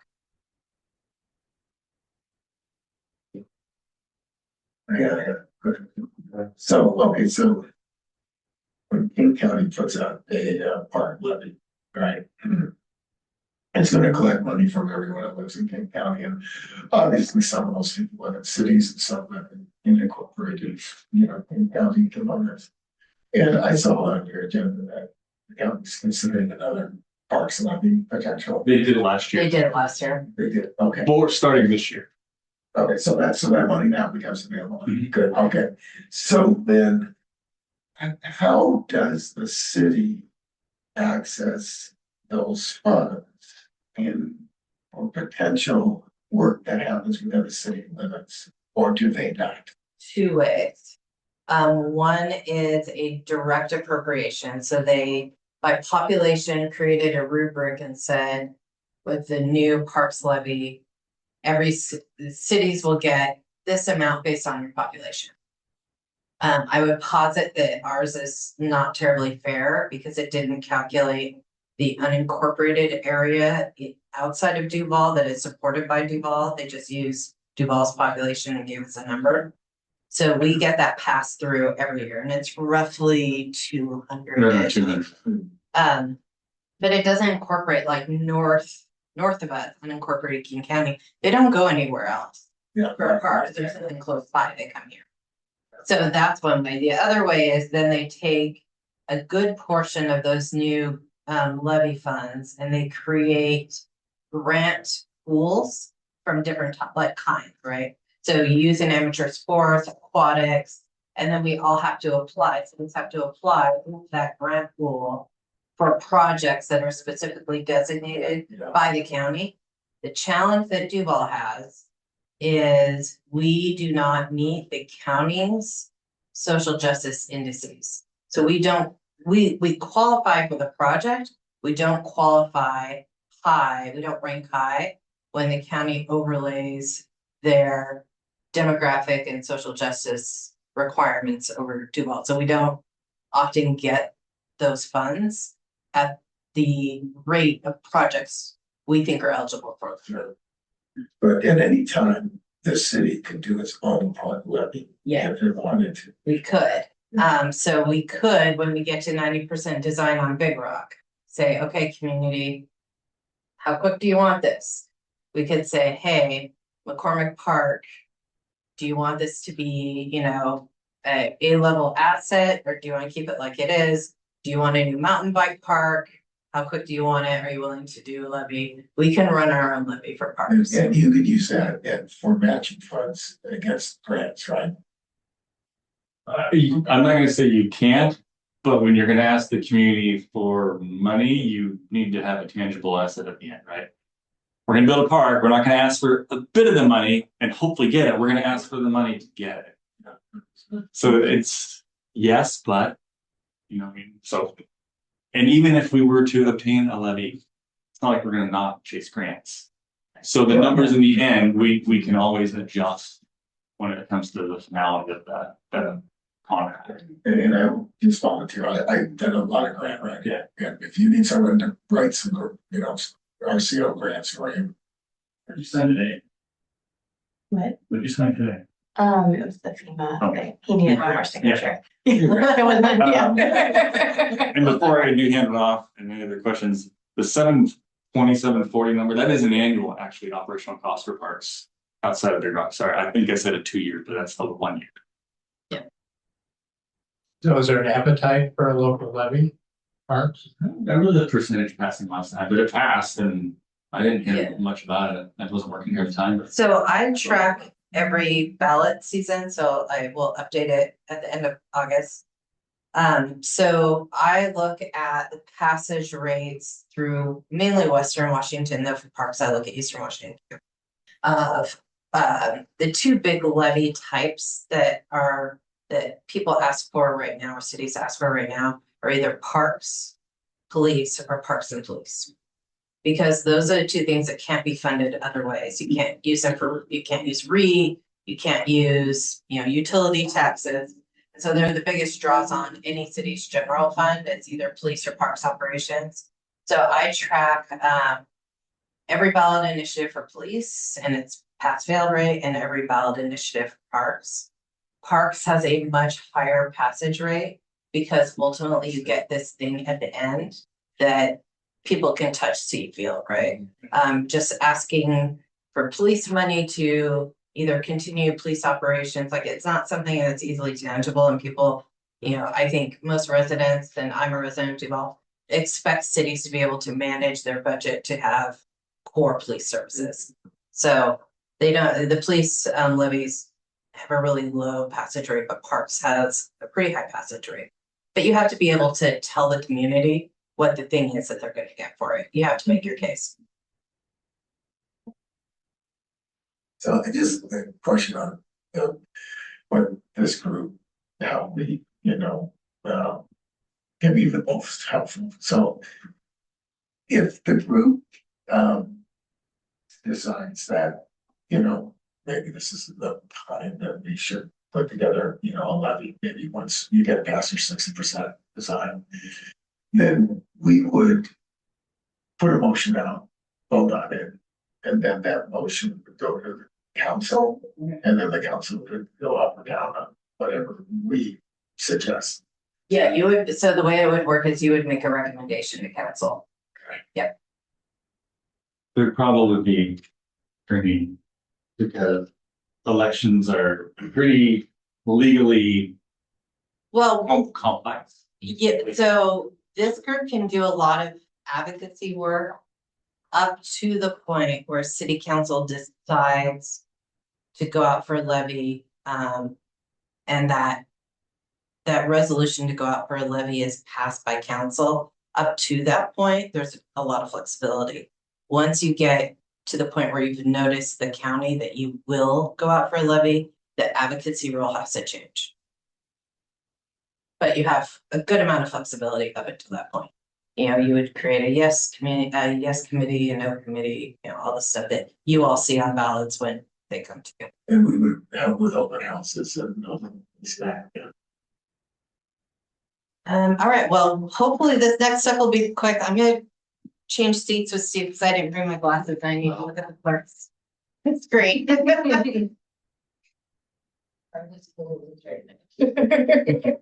not, they're for distance, they just sure. Mine are for I don't need readers. Oh.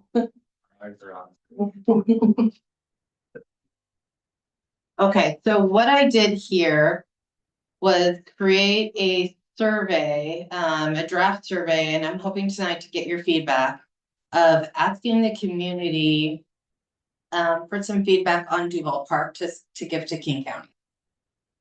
So initially I kind of noodled whether or not we do an event out there to get community interest. But if we don't ask the community, I think initially some questions about what they want, holding an event without any data probably is not the most useful way to spend your time. It could be that the community just isn't interested in that park and, but we don't know.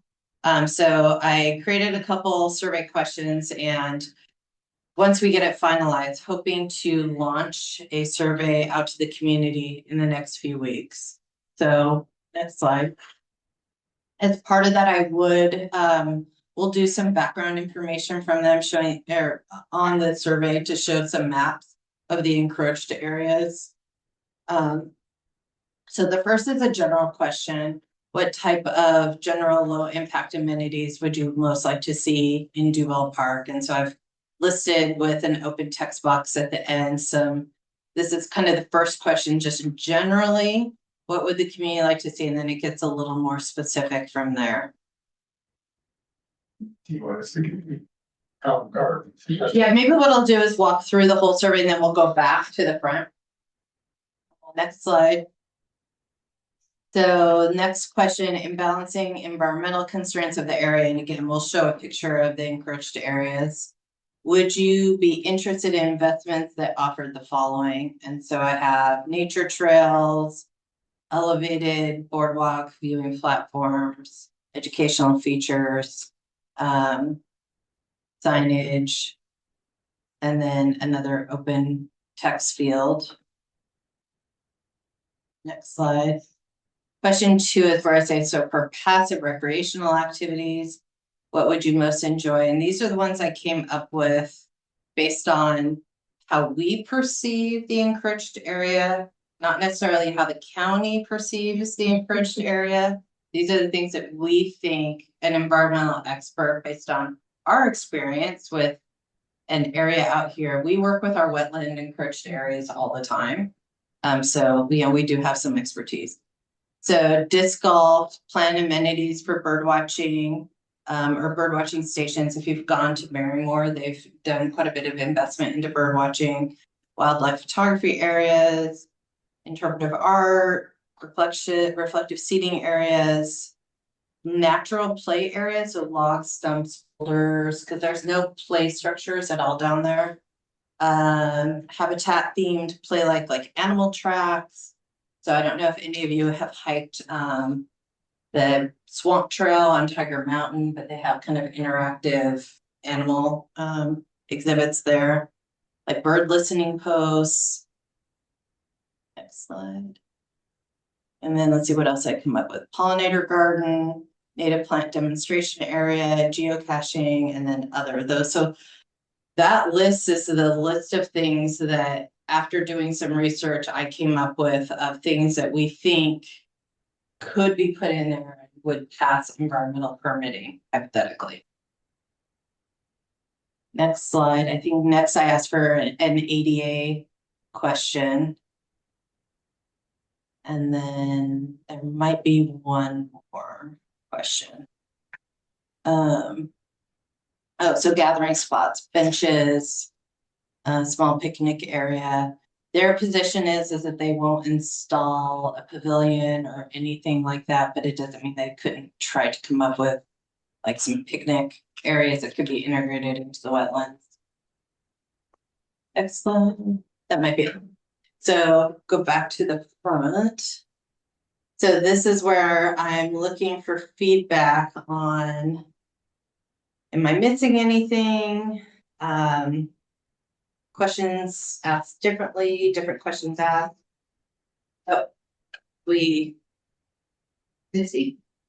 Hi, just a question, well, a question and comment. How will the survey be distributed to ensure maybe maximum visibility for people to participate? So we would put it on our website and on social media, and then we could create a QR code and put it in our utility bill as well. That's kind of the most likely scenario, the ways we communicate. We would not do a mailer. Mailers are extremely expensive. To mail out something like this with postage and get it back would probably be about $3,000. Do we have any email blast options that we've ever done before? I mean, I think the social media is good because I know there's a lot of traffic on like the Duvall Facebook pages. But is there ever like email blasts that go out? We have a distribution system for those who have registered with the city. We have those who by email get our newsletter, and we have a different newsletter that has come out since I think we started in March. So we have users who are registered on the city's website that we could email also. Oh, and we have an app. We have Duvall Connect app too that we can put it out on. Oh, okay. Okay. And then comment in regards to the disc golf, obviously wouldn't have the space for what there is in Carnation, but I think a putter course, like you had said, usually they're called putter courses because they're smaller park courses, kind of like you said, practice. And then the other thing was that, sorry, that I was just going to say too, is restroom. Because I don't know, I'll confess, I've been meaning to stop there and check it out, but I think there's only like one porta potty, maybe two, but is that something that we can ask, or is it something that would be part of the request to King County as far as if we're going to get more participation, there should be more restrooms. And again, thinking of the Carnation one, like they have two restrooms and they maintain them probably every 2 or 3 days according to the labeling. They still get gross. Yeah, I don't know what the county's position is on putting restrooms out there as opposed to porta potties, but we could put it on question number 1, which is generally what would you like to see out there? And I can just add porta potties and restrooms, and I mean, just see what happens. I mean, it doesn't hurt to ask. Yeah, because if there was that connection, I personally think the connection to the actual trail is would be one of the best things. And then there's so many things you could do with a connection there, but restrooms would make a big difference to those of us that walk and are always searching for a place to use the bathroom. Yes. Okay, yeah, I'm happy to add that. Thank you. I'm sorry, go ahead. So, so I've been working on trails in this city for like a year and a half now from the time we started the open space and trail, plan. And when we were developing that plan, one of the things that we were trying to do was to connect as many trails as possible to other trails, so people can go in and around the city. One of the things that we heard a fair amount from certainly the Mountain Bike community is the opportunity to connect the pipeline trail to, the SVT. And the pipeline trail, for those of you guys don't know, I mean, it comes down all the way from, the dam to where the city has its water pumping station down there on 203, which is just across the street from the Duvall Park. And I know there's all kinds of issues people might want to say about Bronson 203, but the trails, lots of still byways across the United States. There's lots of different options that you can do. I brought up in the last meeting that, and when we were doing this with the open space plan, we ignored this area because it's not Duvall, it's King County, right? So, we didn't put that into a trail plan when people would ask for it. But one of the visions that I heard a number of different times was that park actually could be a really good pump park. You could put a pump track there. But what would make it a really good pump track is that it connects to that trail and to the pipeline trail if you bring a crossing across 203. Now, the problem is that between the Duvall Park and the SVT, it's a big wetland. But if you go about 0.2 of a mile south through a beautiful forest, my wife and I just walked this again yesterday just to make sure that we're doing our due diligence on this. It connects to another portion of the pipeline trail, which runs right to the trail. And it's beyond the wetland. So you don't need to cross the wetland. You don't need a bridge. And it is easily, doable. If we built a trail that was able, that's parallel to 203, that goes at 0.2 of a mile from that parking lot, what you get is and if there's a pump trail there, you get a trailhead, King County trailhead in a King County park to a King County trail, which is already there. You get an opportunity for kids to be able to ride their bikes to a pump trail. You get a place that you could build a little loop trail that 0.2 of a mile in one direction and it moves back to the trail.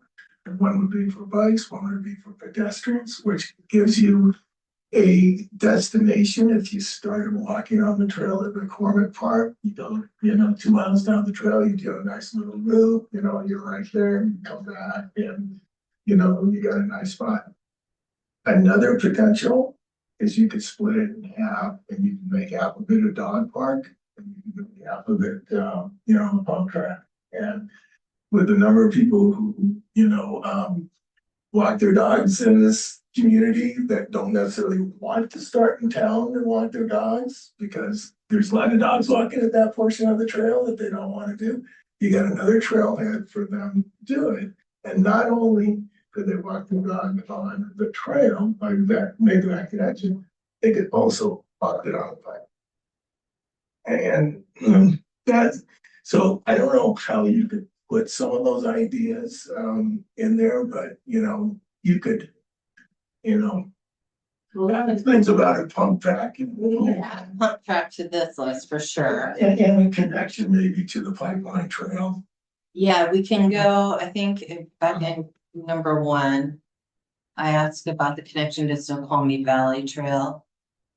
Yeah, I can add to question number 1, connection to pipeline trail.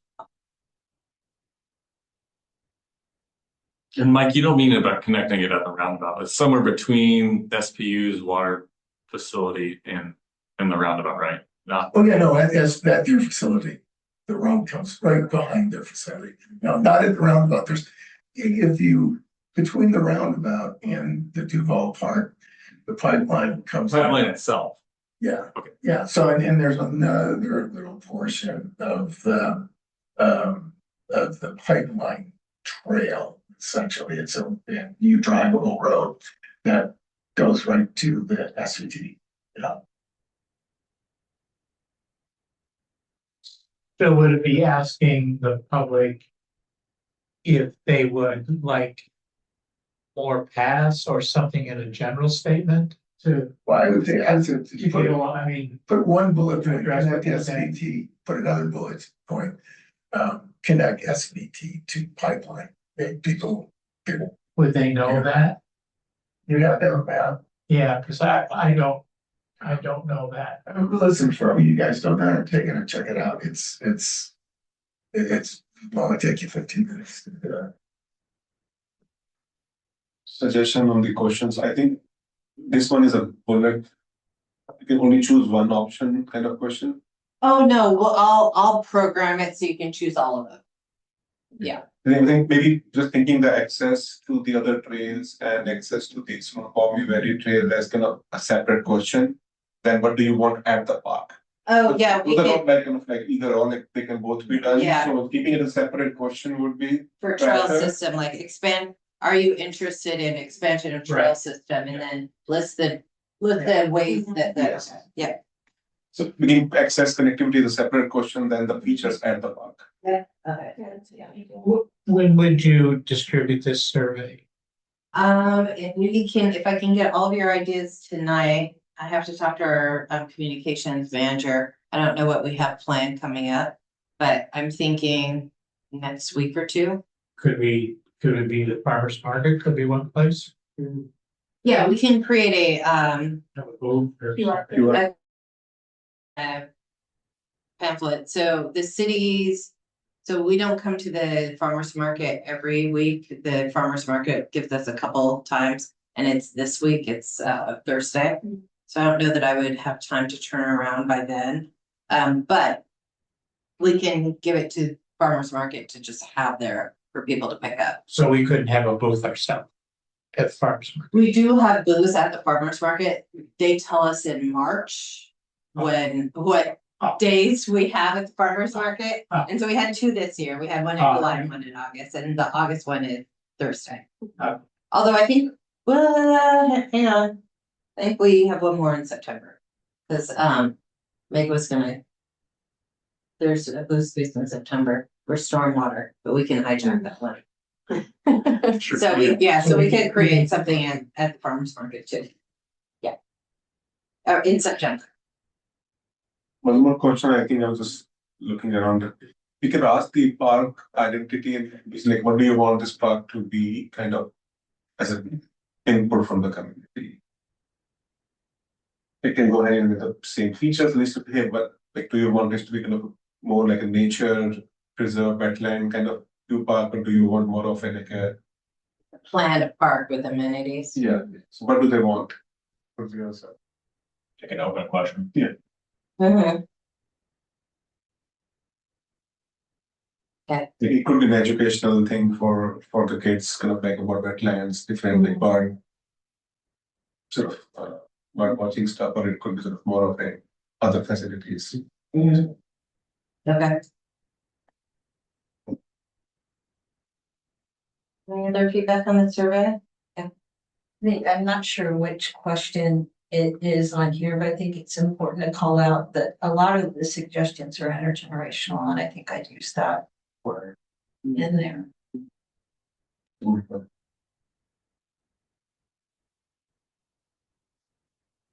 Not on this question, but But like intergenerational amenities. yeah, I mean, I think a lot of these are intergenerational choices. And I think sometimes people don't think about that. They think parks and they think small children, or they think sports, and I think there's a lot of nice opportunities here. And I wonder about where our gaps are with our parks when we think about equity and some of the questions that come up. where we do, we do want to address those things. So some of these things that are a conundrum are also sort of could be a feature, right? Because it can be quieter space. It can be boardwalks that are wheelchair accessible. It can be, a lot of those kinds of things as well.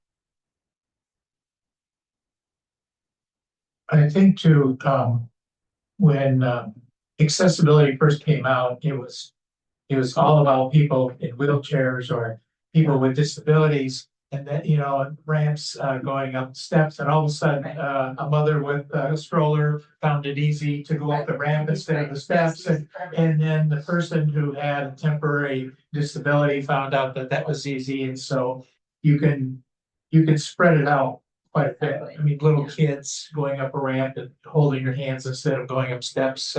So it's a intergenerational and more encompassing in that way too.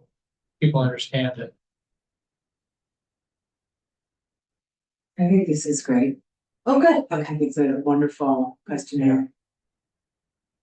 Okay, well, we will get to busy deploying it. And we have one more thing, and hopefully this will be something fun.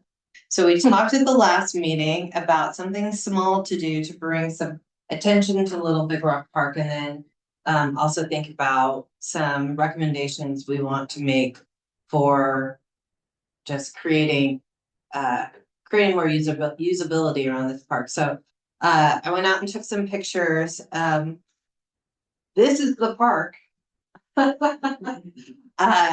So the first one I think is looking down. I don't know what the slope is on that, Steve, but if you put a ball at the top, it's going to roll down at a pretty brisk pace. And so given that given the hill, I've come up with some ideas that first, a small event there that incorporates the fact that it's on a pretty steep slope. The other thing is thinking about events just to highlight attention. The one in the middle with the rock, I tried to recognize that it just rolls right down to 203. So there's no fencing, there's nothing there. It's right on 203. And then this is a slope looking up on the right side. Next slide. So here's some ideas.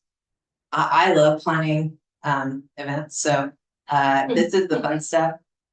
So one of the things we talked about is a picnic or having small opportunities to use that picnic bench. Tables, would be sloped down, so it's not the greatest. There's no flat space really to put tables in there. So I think it'd be largely kind of people walking around in small carts. Given the bollards there, I don't think you can. Oh, do they? So you could put food trucks down there. They'd be on a slope, but at the top you could have some food trucks. But so opportunities to do a picnic event.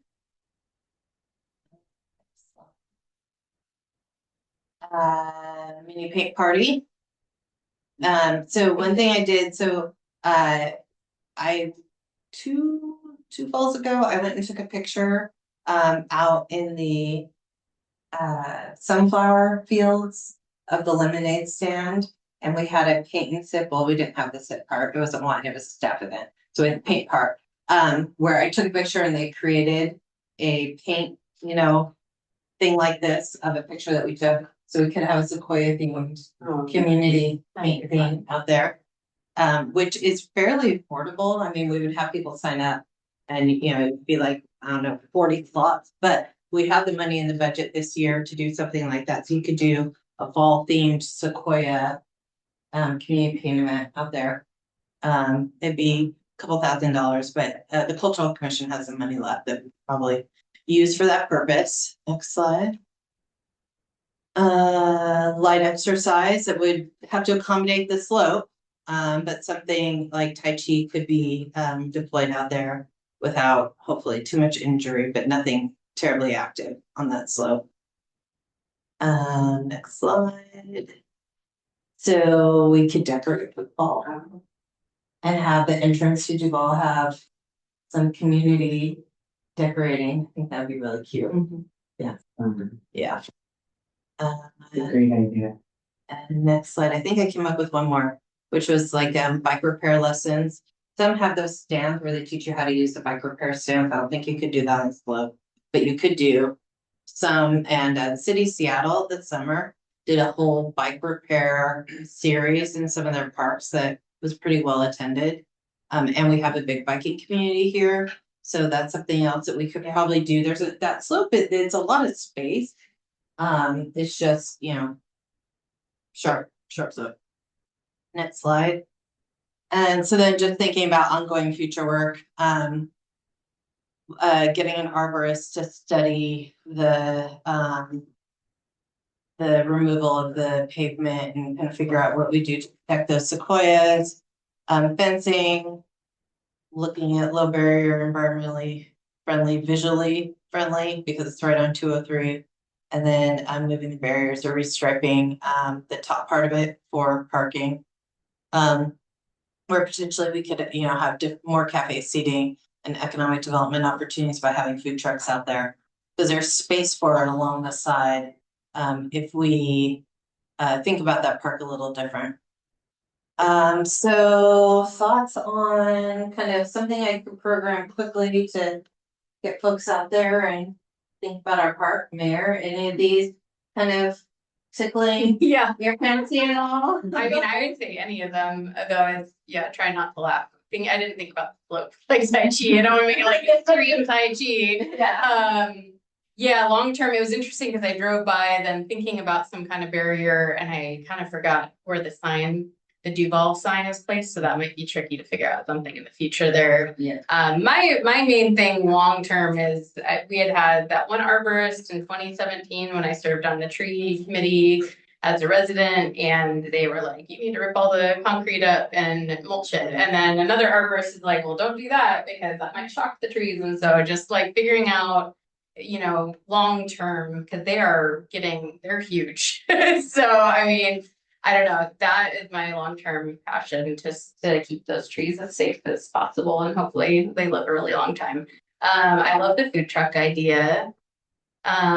People want to be sensitive to, some of the restaurants nearby that we have there. And so to work it in a way that they feel included probably would be really important, like for Quiznos and some of the other restaurants that are in the Safeway complex. I think long-term, I love the idea of making it like a bit of a hangout spot. Maybe the teens hang out at Safeway anyways, and it's not always a lot for them to do in town, and they end up at Safeway a lot. I see them there all the time. So thinking about how to do that. I love the paint party idea. That's really fun. And I love the decorating for fall or other things is a lot of fun too, because I think they don't do it anymore, but the rocks on the bridge of 124th used to get dressed up for different holidays. Which so it kind of just reminded me. Ignore that. I remember the little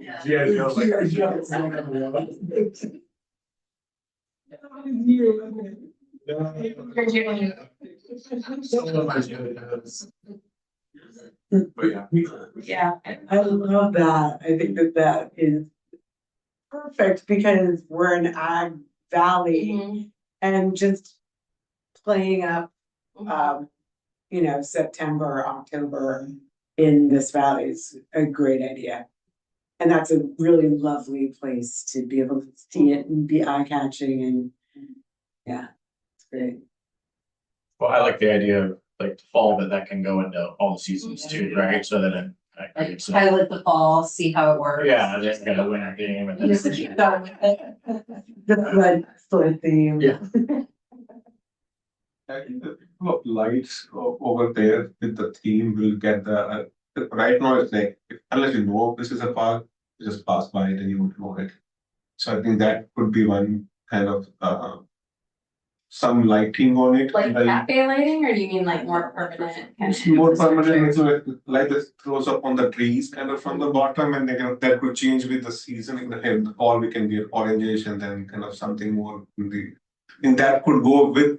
I think I like it like the fall decoration thing, but we can put some permanent lights or also there that will bring the attention. And shows a good welcome to the city thing. And then we could install a placard or something to talk about. Like the 100-year-old sequoia. Sequoias don't normally kind of grow here. Sign of a welcoming city. Like people try it from other places. Yeah, kind of could go well with it. Yeah, this for. Go ahead. I like the decorating idea too, actually for both ends of town, right? But I like the decorating idea too.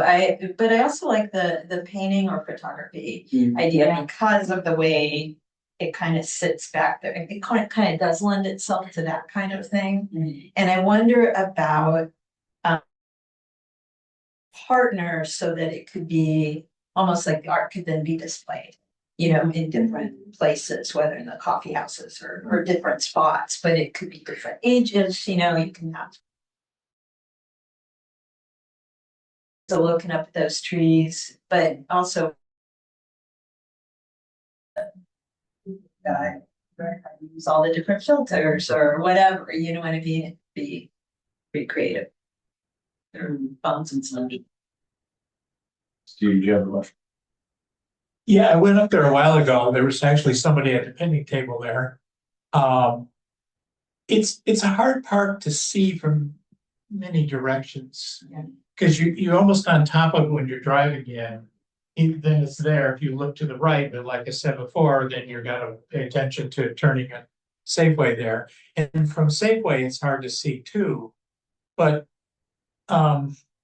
just to the one side, there's a grassy area where I could see some other picnic tables put in set in there. Up a little bit from the two sequoias. But we talked last time about naming the sequoias. And I was thinking of if we put it to the superintendent to have a name the two sequoias from the high school students. And then the winner gets something, but it's presented on Earth Day. And the mayor gets to show up and present the prize to the student or students who came up with the names. But then it's out there because kids go home and talk to their families. What are you doing? What are you drawing there? Or what are you writing about? And high schoolers can come up with some fairly creative names. But then they have a name, then they have names and they have an identity. And then the area has an identity to the town. Because then somebody pretty soon is going to say, I was up with the twin sisters or whatever they came up with. But it has an identity. And Earth Day would be a great time you have 100-year-old plus trees, celebrating them on Earth Day. I think that would work. And then you have the food trucks and all the other stuff, but now you have a general consensus of what it is. It's a neat little spot. The only thing, I went up there a couple of days ago and kind of walked around trying to figure out this out. And I got the idea of not naming the sequoias. I thought that was great. I would name one Robert, the other Shelley, and then maybe Fred. Maybe you can figure out why I would do that. Robert Duvall, Shelley Duvall, Fred Duvall. But I think one of the things actually that is overlooked in this place is, the old road, the old big rock road there that you get the picture of, which is kind of the entrance way into, the rock and the sequoias at the end. Has some really interesting potential landscape features. You're walking in, you could do a botanical garden, you could get the kids involved in regards to, planting the trees, you could bring in, other native trees, and you create that sense of, you're walking through a tunnel, which to the end, becomes this real magical little place. And you can still do that and still do, the pop-up things and, other stuff. And you could maybe, I think the snow problem residue is an issue, but then you could, put platforms in there so that you could rest, picnic tables and you make little nicks and crannies in those, trees that are out there. And that's something that you could really get the town involved in regards to doing it. You can do all kinds of things like, and again, being an old high school teacher, get the kids involved in actually throwing together designs, and then, grading response is going to be, the best. And go directly to the town in regards to, what would be a good way to, to do the landscaping component of it. I think it's just a great opportunity,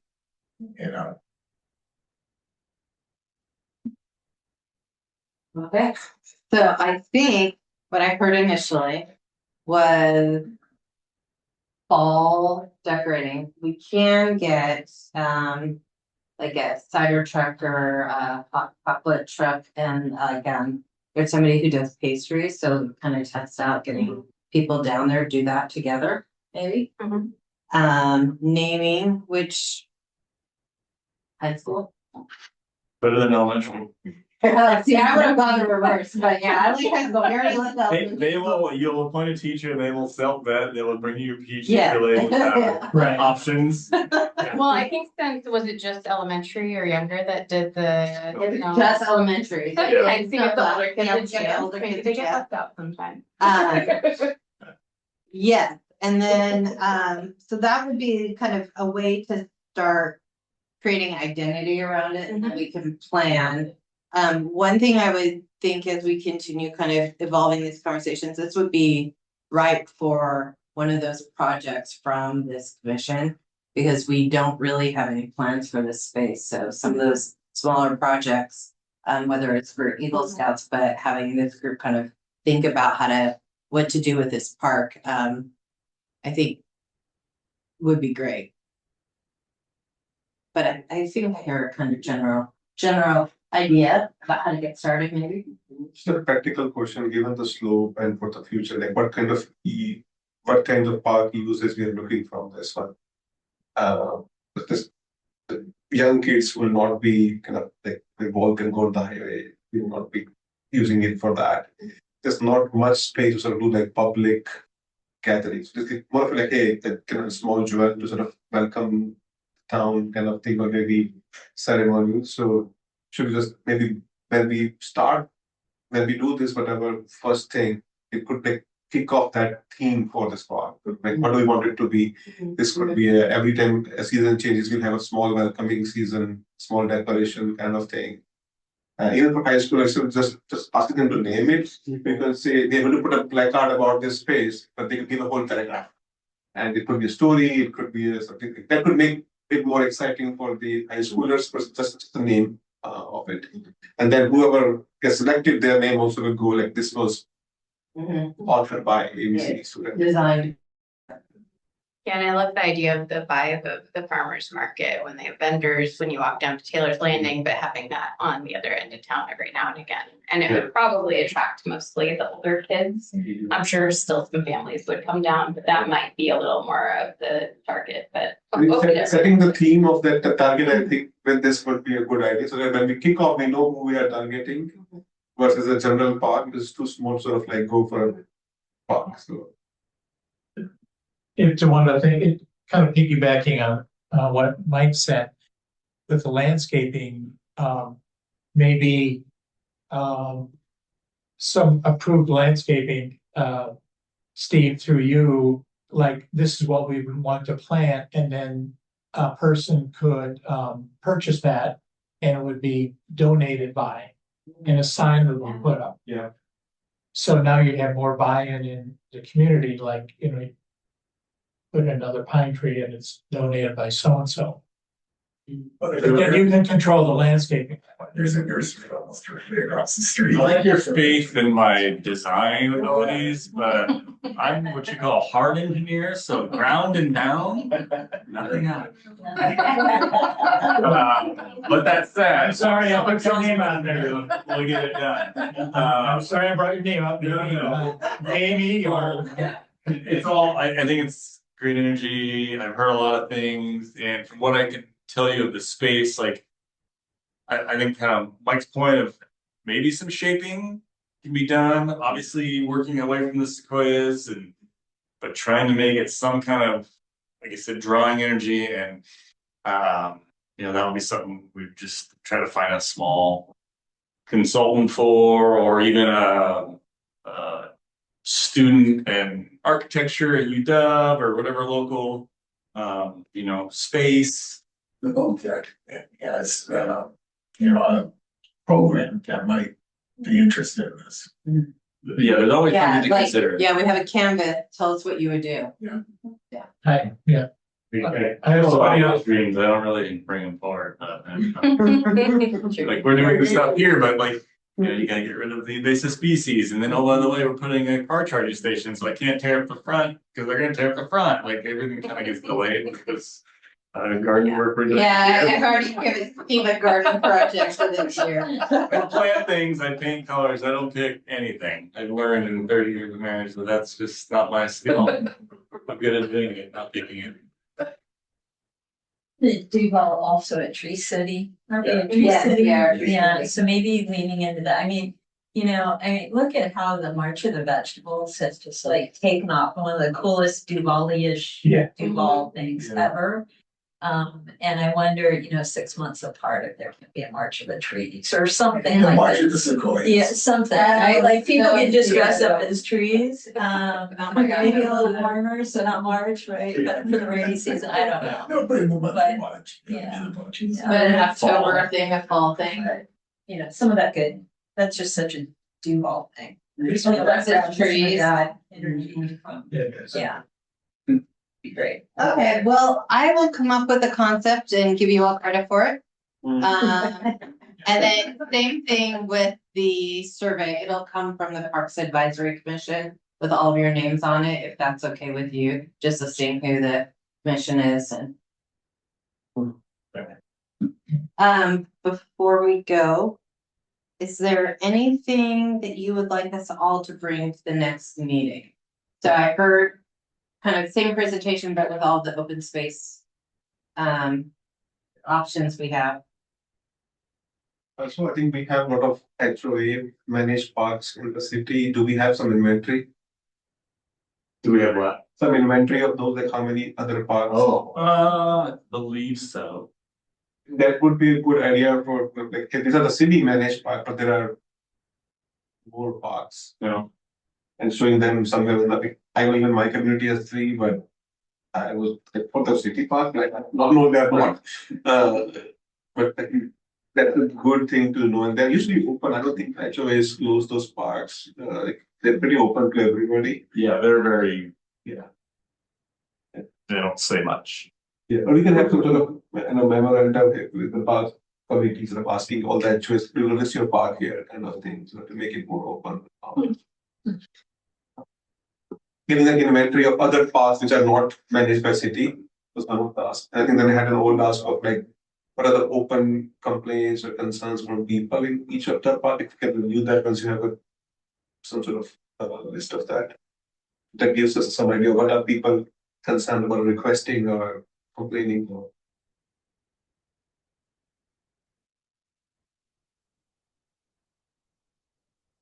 Anything else? We talked last time about the trail from Duvall to Carnation. That there's really nothing on it, but once you get to Carnation to North Bend, there's stuff on it. Making that again. And it seems like though there's I can't use the word fight, there's a disagreement between what King County will finance on that trail and maybe if we looked at finding a partner, so all we're asking King County is permission to do something. And maybe that's easier than asking for money from King County to do something along that trail. So it was a railroad track at one time, right? Yeah. So I'm just throwing this out there. maybe something to do with the railroad. From a historical standpoint, maybe there's a railroad historical society, Washington State or locally that, would be interested, or maybe even there's a miniature train group that would be interested in putting something along that trail, because that's what it was. And so it's a connection there. They see that. And you have the station to start with. Okay, so we can put this in Columbia Valley Trail and just ideas on what we want to ask the county for and, yeah. More on the trail and the park. Yeah. I'm just thinking maybe it's easier to ask for permission than it is for money. Or forgiveness. Regarding the trail, were we talking about, because I've seen the amazing trail. Yeah. So was that a conversation that we had in a couple of past meetings? Yeah. To see that here or extend that art exhibit? Yeah. It's a no-brainer, because those Yeah. cities are doing it. Yeah, and it wasn't even a conversation, no one reached out to Duvall to encourage or ask, or I think there's a sense that is there so little on the trail coming out here that the traffic isn't out here. But if we ask King County to invest and, be a little more concerted about it, because once you cross 203 and come out here, the lack of investment is pretty visible. Yeah. So, a question in regards to, King County, so, King County has, as far as I understand, has actually the ownership of a lot of the areas that's right now. And, if we develop some trails in the Coleman Park, right, and then we wanted those to continue along the river into that King County portion. Is that something that from an environmental standpoint, under the, the county's ways that development, in river corridor areas, is that something that they can't do? Or is that something that we could kind of engage them on and say like, well, if we build a trail that goes to your property, would you be interested in continuing that trail along the river for, on that conservation land for another mile or so? I feel dreams don't leave me. I would say if you didn't know, they did buy a remaining rail corridor between Duvall and then the county line. Well, that's on the other side, yeah. So that's positive. I haven't seen any capital dollars, but that's going to take an EIS. That's probably 5+ years of paperwork.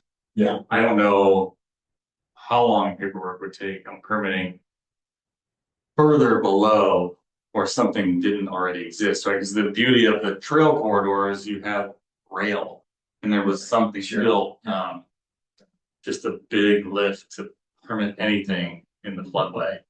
Because then you're into your compensatory storage and everything else, like a bucket of dirt in, a bucket of dirt out somewhere, right? Like, so that's just a tough one.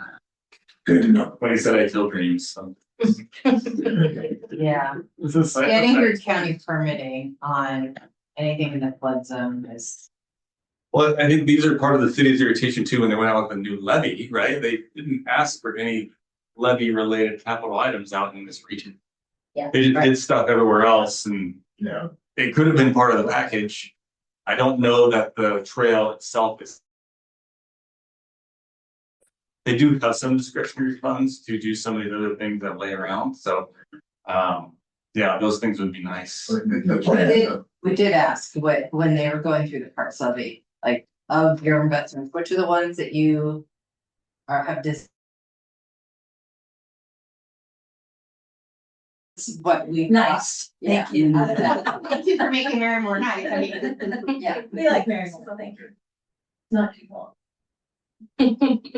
Yeah, I was thinking, like, is there a way to put sort of like scanners or counters of how many people use the train so we can make more data oriented as? Like a trail counter on the Duvall portion of it. How do they have people when they want to count? They have volunteers or people that sit out there and click, click, click. Well, we are planning, and I think, we want to use a portion of our Port of Seattle, grant allocation for this next year. We are planning a bike event for Duvall and Carnation to, create some visibility around that portion of the trail. For May of 2027, and then hopefully it'll be a success, so we can keep doing it. So that's kind of the first step in saying this part of the trail matters, and for economic development purposes, getting people back and forth between Carnation and Duvall, stopping at the farm. Yeah, You know, one thing for you guys to kind of put, you know, just think about as you're doing that. You know, done work for Rural Trails Conservancy for years and years and years, and there's this, you know, thing called the Great American Trail, which goes from Washington DC to, you know, the Pacific Ocean. And it runs along the Snowball, you know, Mountain Trail all the way through North Bend to. It's going to eventually, you know, move into Seattle. But because that missing piece doesn't exist, the trail starts here. You know, we have a sign, you walk to McCormick Park and it tells you how far it is to North Bend. I have one that says how far it is to Washington DC. Because there's hardly no one in this town who knows that we are at the end of the trail and will be for quite some time. And so that's, you know, there's all kinds of ways we can message that. yeah, that's cool. And maybe even adding at the base of the sign, like QR code to a map so that people can, if they're curious, look it up and look at the trail system. But they might have grant money because that's a federal. Yeah, it's big source. Yeah. Great, well, I think we have some ideas for the next meeting. And by then we might have some data from the survey, if we can get it out really quickly. So it's good of the order now, right? So, is there any items for good of the order? Oh. Gonna close this meeting and adjourn the meeting. Thank you, everyone. Bye. Thank you. Thank you.